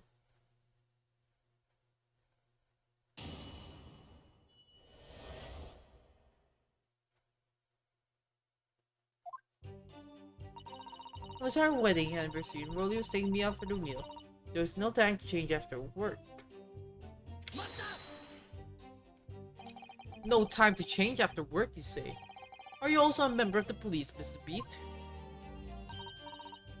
Oh no, sadly not. It's a job for strapping young men. Only women, children, and the elderly can't even apply. Well, I think you can probably see why children and the elderly can't do the job, can't you? I think Rolly looks even ever so handsome in his uniform. It suits you down to the ground, doesn't it, darling? This looks like a dominating. Huh? What? I can't finish my beat. Pat and I were heading back to the station. I was actually planning on getting changed there. Is he talking in his sleep? This is creepy. Oh no, Rolly, I much prefer you in uniform. Sometimes I don't recognize you when I see you in plain clothes. Oh dear, that doesn't seem healthy. Kindly adhere to point. You were going for a meal after you had finished your beat for the day, correct? That's right, sir. Yes, although I was fit to drop, to be honest, after spending the whole day on my feet. But policing is my life, sir. As long as I'm proud to own this, I'll serve my city and my queen to the end. What's that now? My warrant card, sir, proof that I'm a London copper. It has noble founding principles of the force written on its reminder to all us policemen of our sworn duty to patrol the streets of London town and uphold the peace of the common man.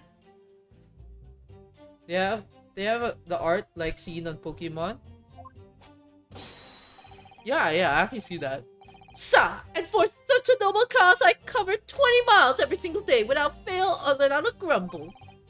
Because I know the plodding of my boots is all Londoners need to hear to feel safe and secure. So fighting crime doesn't appear to come into that then. Oh, sorry about my mic again.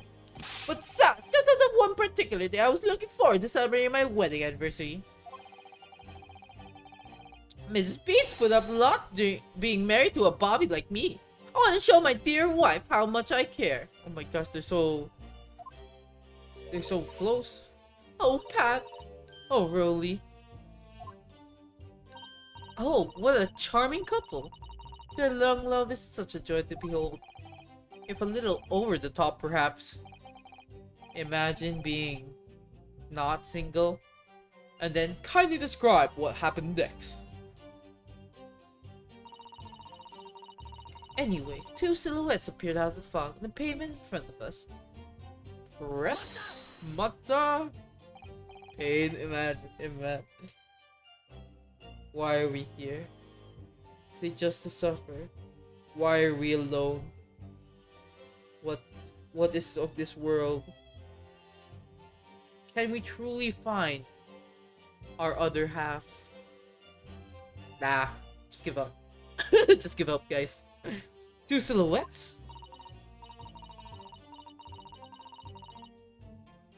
That's right. They were coming towards us. Walking up Briar Road in the opposite direction.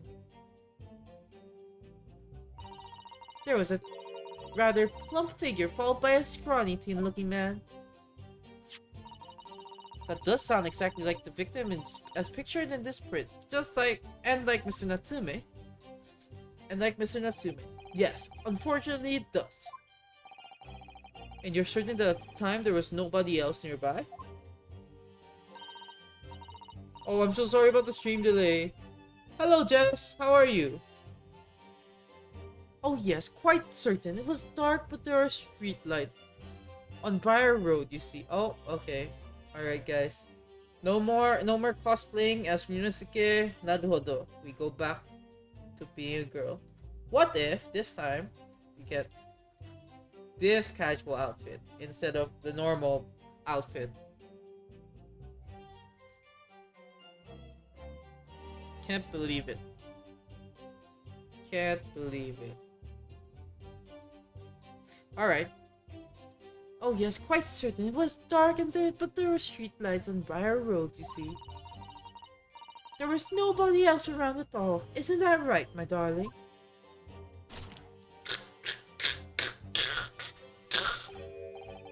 Huh? What? Oh yes, that's right, of course. There was a night fog in the ground.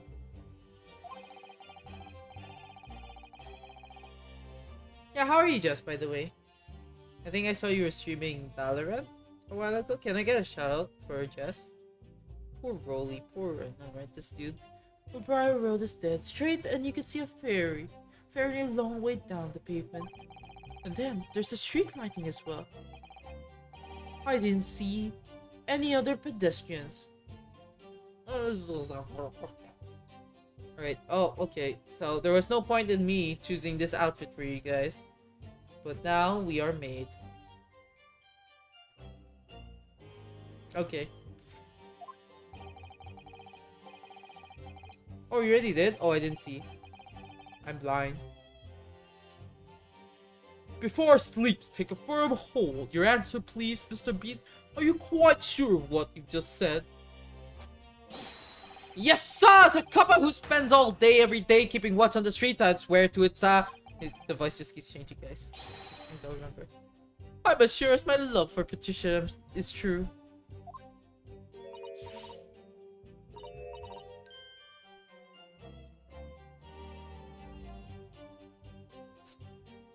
Ah! Arara. What a weird couple they are. They are. Oh, Pat. Oh, Rolly.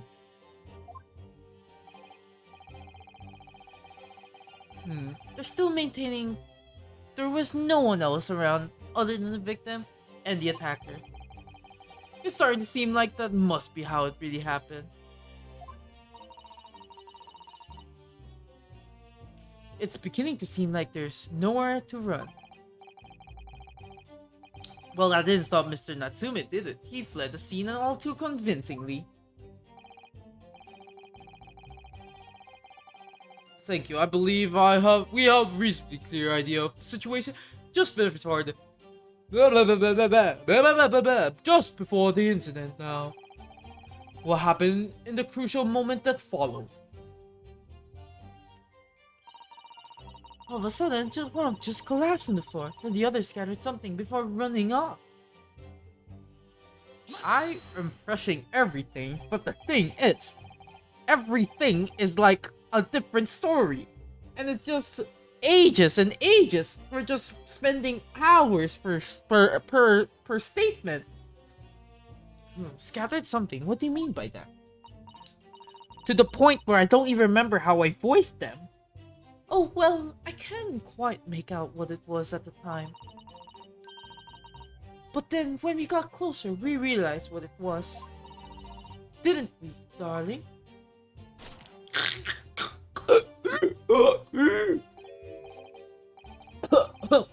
Huh? What? Oh, yes, that's right. It was some old books. I see. Old books. Yes, the culprit had dropped a number of them all around where the victim lay on the pavement. Indeed, as clearly pictured in this photographic print.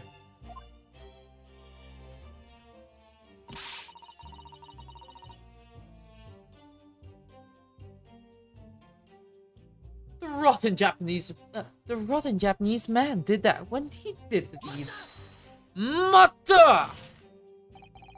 Let's not forget what remains to be established that the defendant was indeed the attacker. But we saw him! It was a man at the dark without question, sir. The mustache, the hunchback, the cat-like eyes, the taut mouth, the snub nose, everything.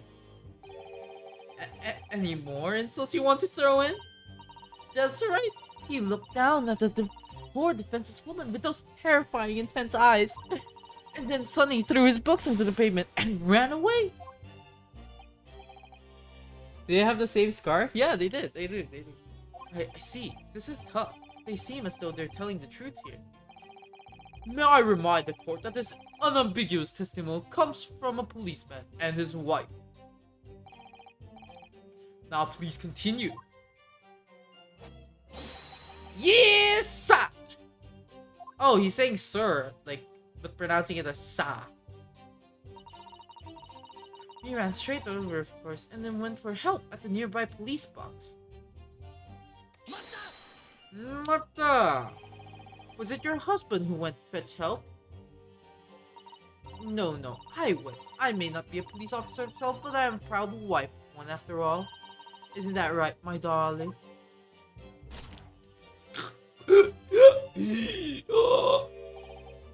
Huh? What? Oh, yeah, that's right. I asked Mrs. Beat to go. I was off duty by that point.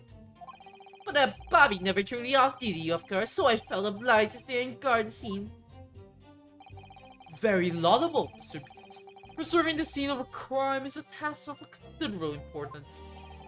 That's why I sent Patricia, you see? I told her where to find the right police box. You wish my tour was fine? I think it's surviving. I might take a break tomorrow. Forgive my ignorance, but what do you mean exactly by the right police box?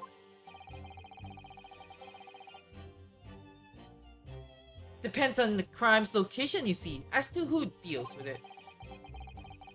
Oh, thank you for the hydrate.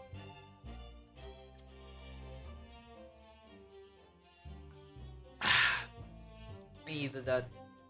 Where the woman was stabbed at wasn't actually on my beat, so I told Patricia the way to the police box for the beat of the incident fell under so she could go and report. I ran there as quickly as I could and asked for the help from the Bobby on duty. There is nothing more potent than a young couple in love working together, you know? It takes you a swift response. The case was quickly resolved. The actions of two model citizens. Oh please, you're making us blush, isn't he, darling?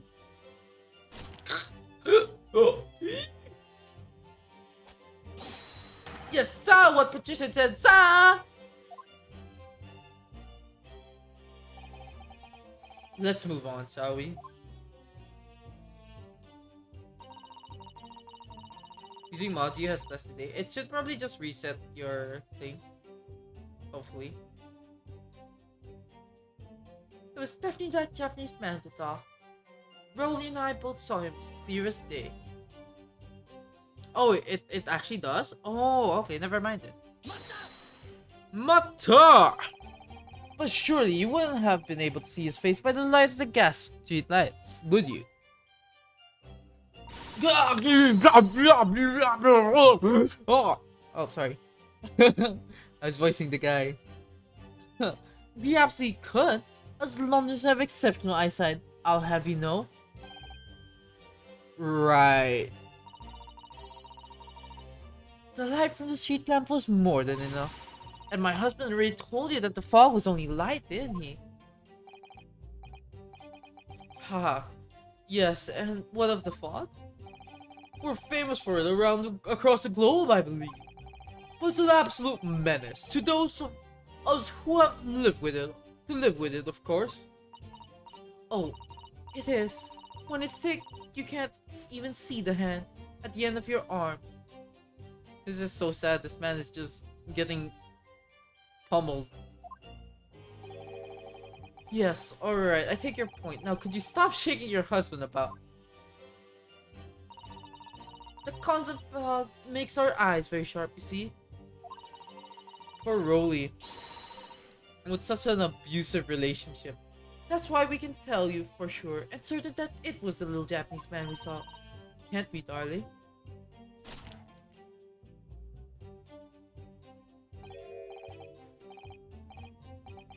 You sleep on her as well? Oh no. What? Yes. It was accused and no mistake. The mustache, the hunchback, the cat-like eyes, the talk now, the no nose. Unmistakable, sir.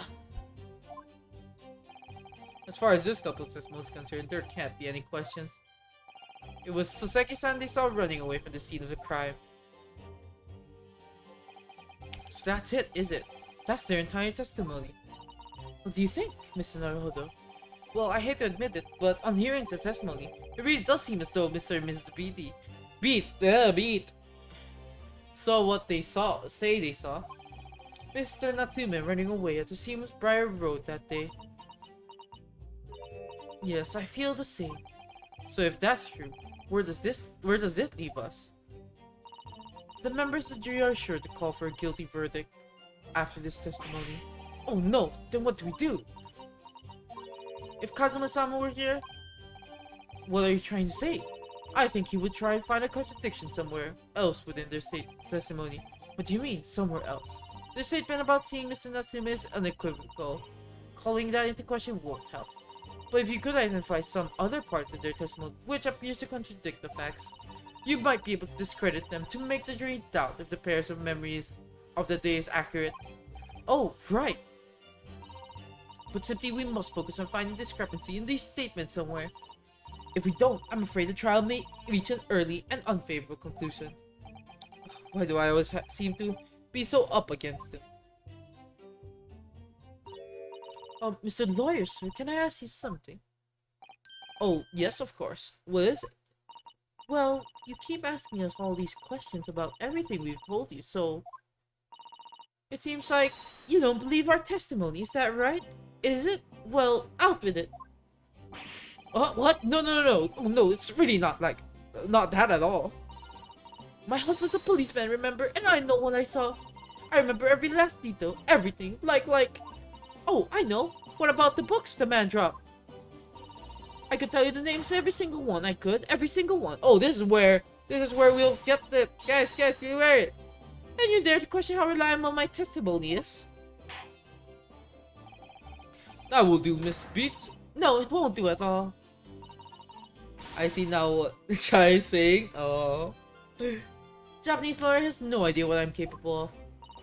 Even if I decide to forgive him for insulting us, don't think for a minute that Rolly will. I really didn't mean to cause offense. Please put your husband's fist down. Perhaps you would like the opportunity to supplement your testimony, Miss Beats. Might that appease you?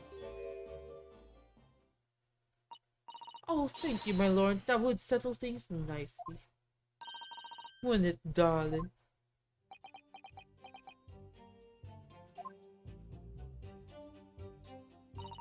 I could even tell you the names of 4 books. Alright, hold up, sir. Is this what yonder is? I think it's more than just... It's even scarier than a yonder. Alright, wait. We already have the contradiction here, but do you guys want to press or do you want to go straight into it? I'm pretty sure if I can, I can discredit this one already. But do you guys want to go through, the actual phrasing, the actual text, or, we can skip right through? What do you guys want? Press or percent?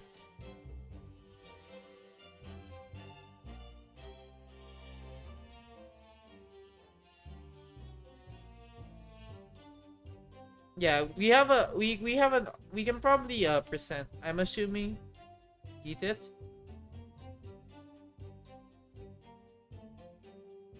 Eat it as in percent or press. So because with this we can prove that it's only 3 books. I just don't know which one we prove because there are 2 in percent. So there's 2, right? 3, right? And then there's this one.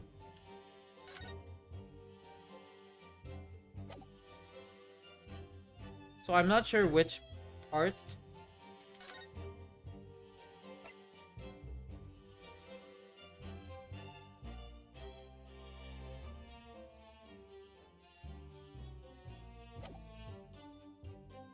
They can probably present the book, the picture.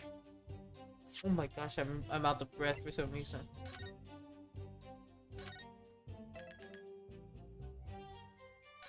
Or are you guys the kind of people that, read through everything?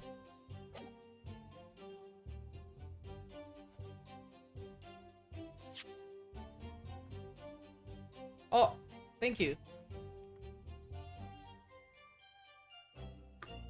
Thank you for the hydrate.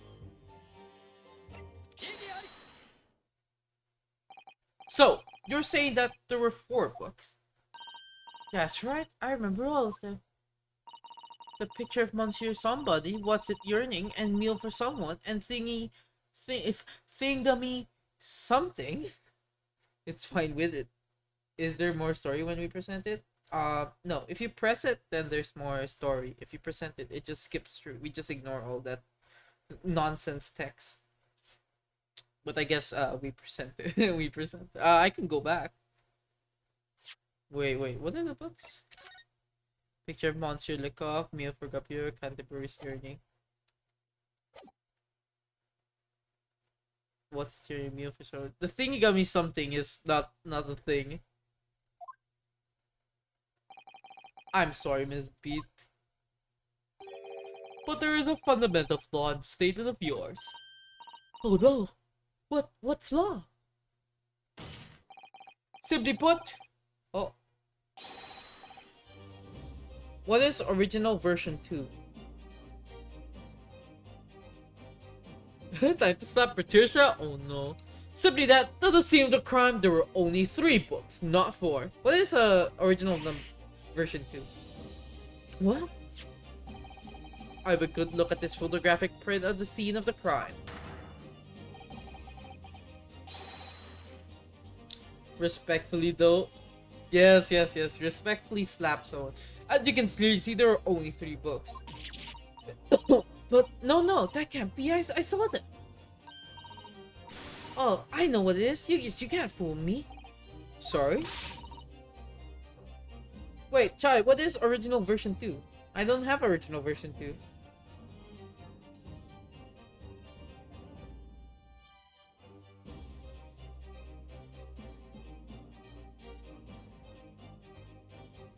This one? This is my casual version 2. I don't have a version 2 for original.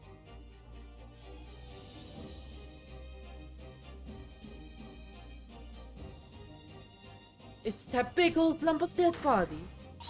The lady so large her corpse is blocking the view of the 4th book, that's all. Let's at least try to remember the poor woman isn't dead, even if we're insulting her size. No, I'm sorry, Mrs. Beats. But Mr. Natsume could not possibly have dropped the 4 books you described. Why not? Fascinating. And from your assured tone, something you can readily substantiate with evidence, I presume? Evidence. Oh, yes? Okay. Counsel, you will present the evidence to substantiate your claim or withdraw it. What proof do you have that the accused did not drop 4 books? This thing, right? Don't worry about it.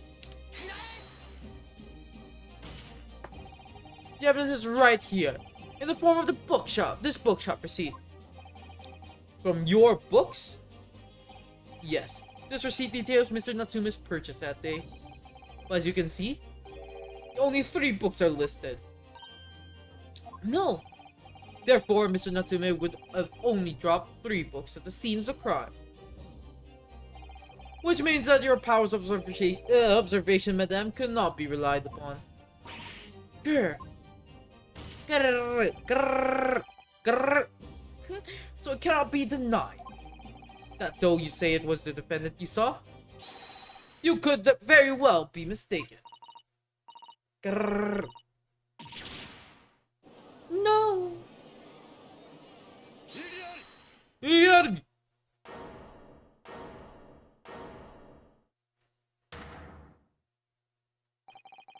It's plainly evident that it is your power of deduction that cannot be relied upon, my learned, I don't know why I said learned Nipponese friend.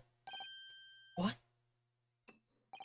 What cannot be denied is that these 2 witnesses saw the accused running from the scene. A fact that you know very well you have no hope of disproving. Why is this guy Van Zeke so arrogant? Because that's his character. He a proud prosecutor. And he because he has all the knowledge, he's like a genius prosecutor. He can see the rookie mistakes we're making. And he's like, haha, what a fool. So you've striven to avert attention from that by dint of some inconsequential discrepancies. Would that be fair? He sees right through me. Well, your plan is somewhat recoiled against you. What are you talking about? It's quite simple, let me explain with a toast. To the policeman's wife, her and her entirely accurate testimony in every respect. Oh. You see. Wait, I missed that. You see, the matter is not up for debate. At the scene of Briar Road, a total of 4 books were most definitely found. But what about the photographic print? It only shows 3 books. Quite right, only 3 can be seen in that print. That print? You mean to say? He's wasting cups. I feel bad for whoever is custom making all his cups. Allow me to present another. One that shows the victim's hand. It's burnt. I don't believe it. It's the 4th book.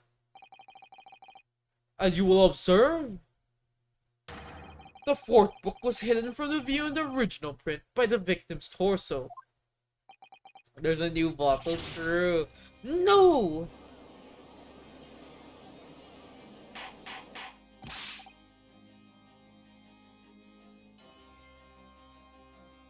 Sorry, I'm yawning again. Order! Order! There! You see? You see? Look at that! Look! Look! Look! You should see the guy who has only coffee. And so for some reason, someone's throwing, like, you know how how the bartenders slide your drink across the desk? Across the table? Yeah, the same does it for this one character in the Ace Attorney game. The original Ace Attorney game. Yes. It's just like I said, isn't it, my darling? Yes, sir! Patricia's always right, sir! He's crying on the inside, let's just imagine that. Let's study the receipt for the books purchased by the accused on the day in question. Who's getting more beautiful? No, no, no. You are. Can't be me. I'm scamming you guys. I'm a guy. I'm literally scamming you guys. I'm outright scamming. Miss Beats, the title once again, if you please. Oh yes, of course. The picture of Monsieur somebody or other. The picture of Monsieur Lecoq. What's it yearning? Canterbury's yearnings? A meal for someone? I want to get scammed with? Oh no, you guys. I feel bad for you guys. A meal for Gabriel? In fact, as the court has just heard, the witness remembers the book titles flawlessly, save for a few minor details. Mr. Beat's power of recollection can only be described as exceptional. Did you hear that, Rolly? The gentleman paid me a compliment. Yes, sir, flawless, sir! Thought you should have flawless! Oh my gosh! Copium! But there were only 3 books under receipt, and Miss Beats mentioned 4. There's nothing surprising about that. Clearly the 4th book is which is shown in the photographic print. The Lion's Pride. Copium indeed. I'm sorry, counsel, but does that not seem odd? Why should the 4th book be omitted from the receipt? It's not odd at all, my lord. As the photographic clearly shows, the 4th book was found in the victim's clutches. In other words, it belongs to the victim. Wait, didn't this guy lose a book? No. The moon guy lost a book called The Lion's Pride, remember? That was his favorite book, right? That's why he was so sad. And look, it's also burnt, which shows that, that was from the said house. So it cannot belong to our good friend, whoever. Unless he stole it, which is Monk S. Yeah, unless our good friend stole it, which is a different story. The victim was holding her own book. I wonder, what became of the 4th book? Obviously, it wasn't overlooked by the investigating team's officers at Scotland Yard. I have it here as evidence. You will submit that and the aforementioned photographic print to the court, please, counsel. My pleasure, my lord. The second crime scene photograph has been entered into the court record. The 4th book has been entered into the court record. The prosecution rests. I have nothing further to add. What? You seem surprised, my learned friend, but your resistance until now has been in vain. You get the burn clue way sooner than I thought. I mean, it's kind of obvious, right? We were doing the whole fire thing and the whole Sherlock Holmes thing. Yeah, so it's not like I will forget. Entertaining, yes, but futile. It's not obvious. No, guys. Remember the guy's favorite animal is like lion. So you see the title. It says Lion's Pride. I am true, guys. I'm not as a hopeless lawyer as you guys expected me to be. I can actually be useful, but your resistance now has been in vain. Entertaining, yes, but futile. The spurious longer route to the accused lodging that you tried to establish in your summation examination, and the attempted discrediting of the witness' power of recollection in your cross-examination. Futile. I walked right into this, didn't I? You see, everything we said is true. Didn't know this was burnt? Don't worry about it. Isn't that right, my darling? Yes, Pat! Marry me, Pat! I'm pretty sure you're already married, but, okay. So perhaps the ladies and gentlemen of the jury would like to reconsider their positions. Should the court waste any more time on this Nipponese travesty? Or is the decision you have to make all too apparent already? You have heard all the witnesses and seen all the evidences. This trial has run its course. Mr. Naruto, I'm afraid we are in a terrible, precarious position. Oh, I keep bumping my mic. I'm sorry, guys. If you keep hearing bumps, that's my mic, me bumping my mic. It's the boss music. Let's go. I know, but if I fight back in the wrong way now, I could very well just make matters worse. Just think, Ryunosuke. Think what you do now. Raise an objection. Oh, almost wait and see. I forgot to save though. I'm not done yet. No, my learned friend, it's over. The last cross-examination was your final chance to establish a credible defense, and you failed. The die has been cast, and there is no more room for debate. Well, it might be over as far as you're concerned, but I can't think of what to say. If I may, Lord Van Zeeks, it seems somewhat boorish to close down the debate at this point. Huh. Your insightful, insignificant little Eastern Isle must be a lawless hole indeed. For a lowly judicial assistant to have the audacity to intervene at a moment like this. Oh? Oh, you made Susato-san sad! Murder this man! Burn him at the stake! He has ruined our good friend!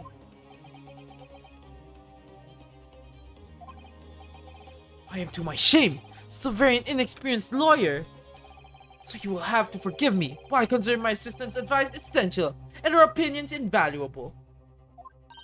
Can't imagine, made her sad. Mr. Naruhodo. One of this land's great guiding principle is the tolerance. So, the court will hear you, madame. Hi, Nix, how are you? Go ahead, Miss Susato. Please. Oh, go ahead, Miss Susato, please. We're doing some scuff voice acting. Very well. Pray, what insight can you give us? What have we all overlooked in this matter you see fit to pursue further? How are you? I'm doing okay. My throat's dying.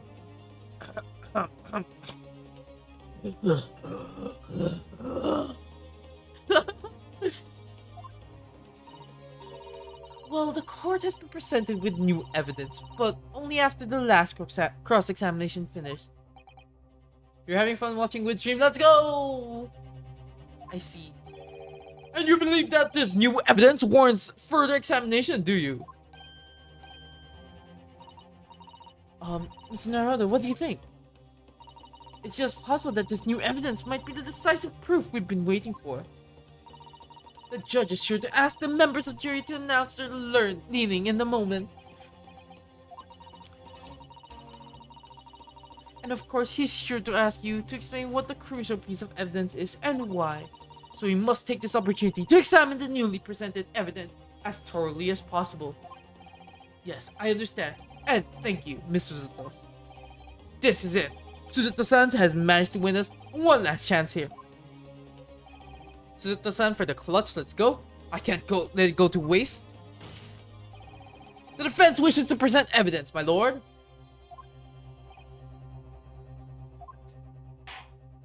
Where's my model?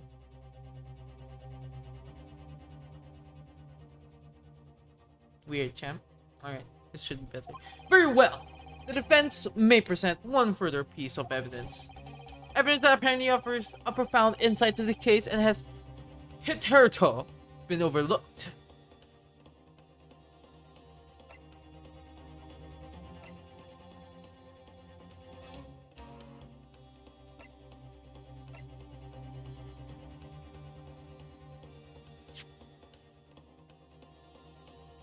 There'll be a to be continued soon. Alright, I'll take that. Let me speedrun it then. Alright, it has to be. It's burned. Alright. Oh, look at this. The book has been badly burned. You're right. You'd never be able to read it in this state, especially not in the latter pages. What a terrible waste. Judging from the score signs of the paper, I think the damage must have occurred very recently. A book recently damaged by fire. Why does that seem raise a red flag with me? There we go. Okay, I think that's what we need. Let me see. It's a book entitled The Lion's Pride. I'm afraid I don't know any English literature at all, so it wouldn't be something I've heard. Wait a minute. The Lion's Pride? That's strange. I think I have heard of the book by that name before. See, I told you guys, this is the same. And very recently, too. It's a title I recognize too, Miss Naruhodo. Okay.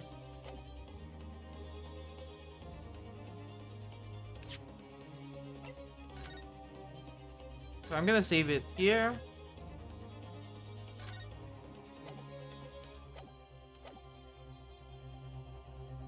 And person! That's probably wrong. The evidence in question is that we can see from the newly presented photographic print of the crime scene. The fourth book found in the victim's hand. We have already discussed the fourth book at length. Other than that being the victim's grasp at the time of the incident, no significance has been attached to it. Pursuing the matter further would be a flagrant waste of the court's time, as you well know. Yes, I'm afraid, counsel, I must concur with the prosecution of this matter. When I afforded you this opportunity, you led the court to believe that the evidence in question contained a hitherto undiscovered clue. So I must insist that you elaborate, counsel. You will identify this clue at once. Do I make myself clear? Oh, yes, my lord. It's, Miss Naruhodo, I believe the prosecution is trying to avoid a thorough examination of the evidence, which means you may very well be on the right track. Yes, I think you might be right. So, counsel, precisely where is the vital clue to this case which this fourth book conceals?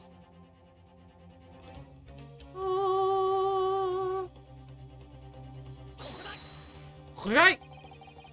Well, that's the court to observe the back of the book in question. The back? What do you? Good gracious! It's been burnt to a crisp! We have to ask ourselves, why was the victim clutching what is clearly an unreadable book? It's undeniable, an extremely unnatural thing for her to have been doing. Yari! Unnatural, you say? What of it, my Nipponese friend? How? Were I to concede the point, if it bears no relation to the case, there is nothing to discuss. So should you wish to assert that this fire damage is some vague clue as to what happened that day? Pray do enlighten us all. What truth does this chart book hide? A chart book? There is just one possibility here, which I can't quite bring myself to rule out. It's an outside chance certainly, but worth a try.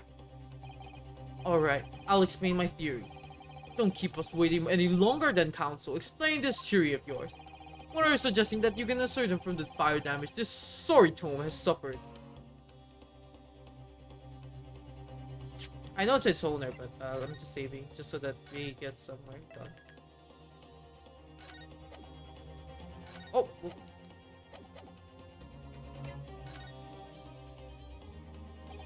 My lord, the burn of the backs of the book reveals the startling truth. About the book's owner. I beg your pardon, but we already know who the book belongs to. The victim was gripping it in her hands and she fell to the floor after all. It's obviously hers. The question of how the book came to be in the victim's hand has yet to be answered. However, as to the question of who the book really belongs to and where it originated, and wait a second, hold up, people wait. Alright, back to cosplaying as Naruhodo. Ryunosuke. Belong to where it originates? The defense has very credible answers. Good gracious, how can you possibly? Very well, I'll play along with this futile attempt to delay your inevitable demise. But do remember, the members of the jury may well burn you if your little Campbell goes to RA. Counsel, the defense response here is very likely to influence the final outcome of this trial. So tell the court, who do you claim is the owner of this burnt book?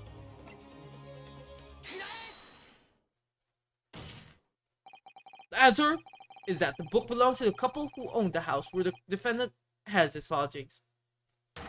A certain Mr. and Mrs. Garrideb, the landlords. Whether this is some extraordinary coincidence or some kind of fate of work at work, I don't know. But you love the art for this? Exactly. This art's really good. I'm gonna tell you. Yeah, it's really. I love Ace Attorney art style. Of all the people in London, one of the 6 chosen for jury duty in this courtroom today is none other than Mrs. Garrideb herself. Oh my goodness. Oh my goodness. Me? I think you must be mistaken, sir. I'm not Mr. Garrideb's wife. I'm his maid. Things would be so much easier if you just dropped the pretense. Alright, Ted, how about a simple question for you? Have you ever seen this book, Mr. Garrideb's house? Oh, I would never presume to know all of the books he keeps, sir. This is outlandish behavior. This woman is the accused landlady, you say? You implicate this hardworking member of the public? You besmirch her without a shred of evidence? Your actions are forgivable.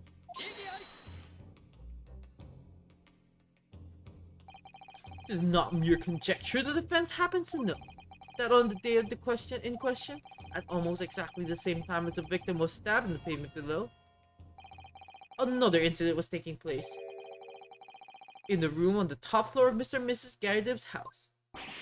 Good lord! What sort of incident, counsel?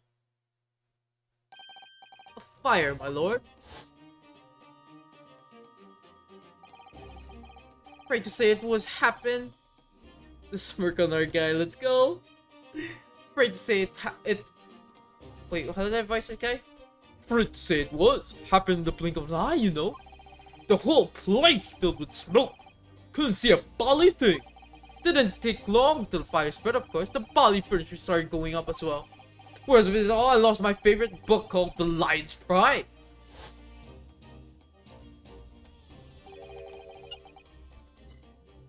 The Lion's Pride? By Jove, that's the very same title that's the subject of this debate. Yeah, someone who eats coffee. Oh dear me. This is risible. Risible? Oh, you've told the court the book by the same name was involved in the fire. In which case, I would be reasonable to assume that it was burnt to ashes. And entirely unreasonable to infer that it magically removed itself from the scene of crime. Perhaps it would make more sense if I told you that the cause of fire was marital discord. Without going into detail, it appears that Mrs. Garrideb was considerably enraged. Apparently, she continued to attack Mr. Garrideb even amid the flames. Oh, how awful. I can't even imagine being horrid to the one you love. Can you, Rolly? Absolutely not, sir. My Patricia would never raise a finger against me, sir. Well, copium. Had all my favorite old novels in that case. But as soon as the fire got hold of them, that was it. Whoosh! Up in smoke! Then the wife started hurling things at me. There was I, back up against the wall. Window, under heavy enemy fire. Incendiary books, incoming 10 to the dozen. My Guys, every time it's widescreen, my eyes just burn. The man had his back against the window and he had burning books thrown at him? Goodness gracious, are you suggesting that a book was thrown into a window and had landed coincidentally in the scene of a crime? It's like a flashbang, guys. No, a thorough investigation of the surrounding area was conducted the very evening of the incident. There was no report of Garrett's window pane being broken. That's quite true. We also saw no sign of broken glass when we visited Garrett's household. But is it not conceivable that the window was open at the time in... Not even remotely! Let us not forget the season with chilling weather that accompanies it. No Londoner would ever leave a window open in the middle of winter. But what if there's a fire? Does defense postulate the scenario in all seriousness, counsel? Do you earnestly claim that the book found at the scene was flaming projectile thrown by Mr. Garrett's wife? Yes. Well, you see, there is fire. Yeah, that's true. But it is a possibility, my lord. That's quite enough. Said that. Oh, it's quite enough. Well, I hope that everyone can see you for what you are now, you little foreign trickster. You call yourself a lawyer, but you're just a coward. A mean coward. Really. Claiming that our little tiff set the whole neighborhood alight, honestly. Implying that I'm merely posing as a maid for appearance sake, how could you? It's nothing to do with the beastly case, not any of it. All you've done is sully your family name. No, I assure you, that was never my intention. Dragging my outstanding citizen's name through the mud simply to divert attention from your failing defense. I should box your ears, that's what I should do. It's utterly unforgivable. Too right. Here we go. Yes, I got. Wait, Jess, don't redeem. I'm ending soon. Don't redeem. How? Chai, can you refund? I'm ending though. I'm ending soon. How long have you sat here now, listening to this Nipponese spouting out his fancy foreign theories? But think about it. At the end of the day, the only person who would possibly have stabbed the victim is that little hunchback with a mustache, and he ran away from the scene too. Doing this for Lou? Fine.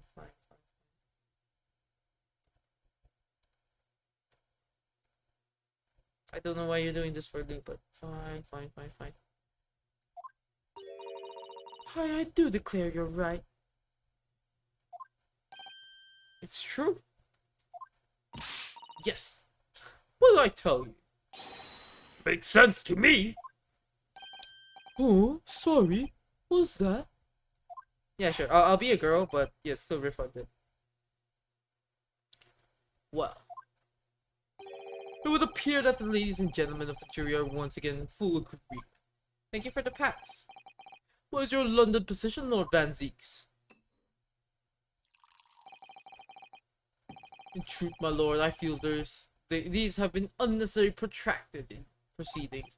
But then one must exercise patience in order to savor the best vintage. No, wait! The mystery of the fourth book still hasn't been... Oh my gosh, he rose his fate! Really? Did I skip something? If books are your predilection, my learned friends, study them at your own time. For me, high quality voice acting is scuff voice acting, I tell you.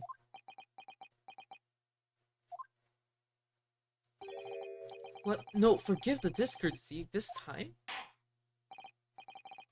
In that case, ladies and gentlemen of the jury, you will now state your individual decision regarding the defendant's culpability for the court to hear. You say.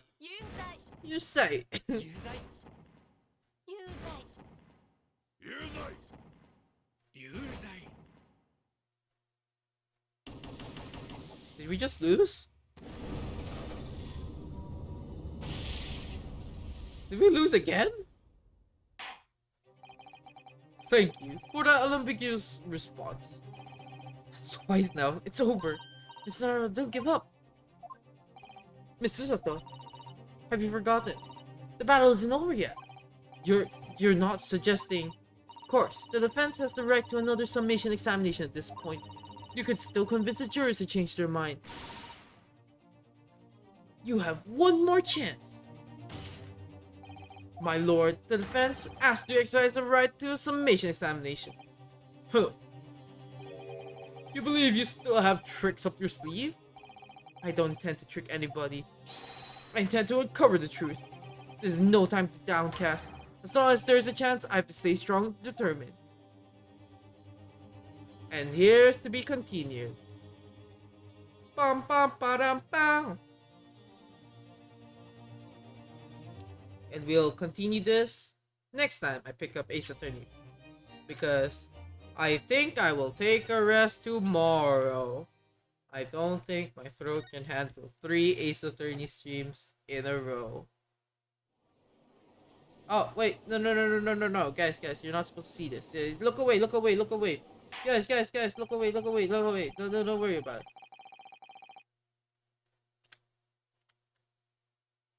Look away, guys. Guys. Look away. Look away.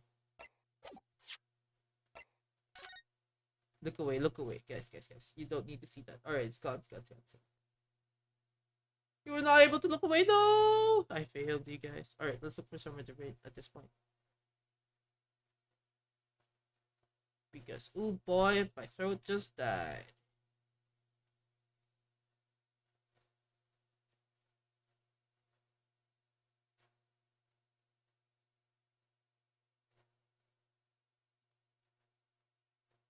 How many are we?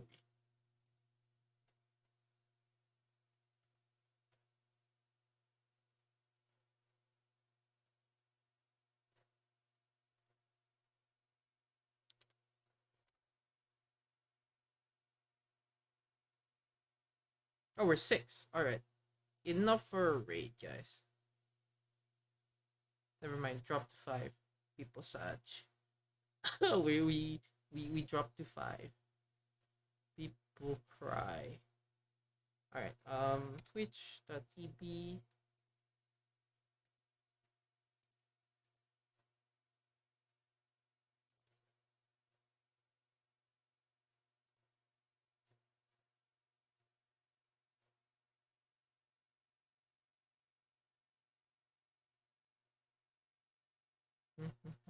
Who we raiding? Let me look. I don't know, my brain not working, guys. I cannot think.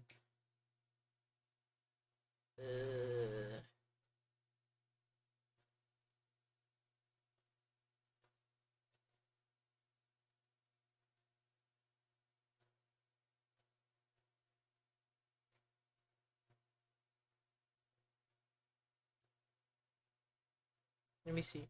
Is there anyone streaming Ace Attorney?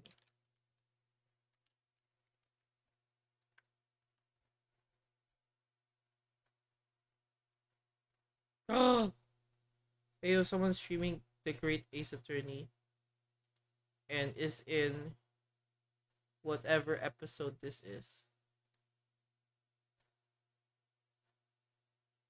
Is this in English? This is a previous episode. With bot is gone, I know, right? Alright, this person is playing a previous episode, the episode prior. So if ever you're interested, I think... Wait, is this in... No! Yeah, it's in English, okay. So if ever you're interested, Jill, you could watch, I guess. To get, like, because I don't think I can pass by it again. Oh my gosh, wait. This might be a German chat, though. This might be a German chat. But the thing is in English. Ah, you're hoping Wait, some wait, let me see. Oh. Scamp. What a pity. If only Miss Lestrade had heard something, it might have given us. She has quite better a voice clue. acting, by the way, guys. She has better voice Putting acting. through this, then. All right. What should we make of that? That's last statement? that's the voice acting. All right, better voice acting, I tell you. All right, take care, guys. I will see you guys next time. I don't know when I will stream again, Ace Attorney. Take care, my friends. Enjoy. Hope you have fun. Nothing for the best for you guys. Bye.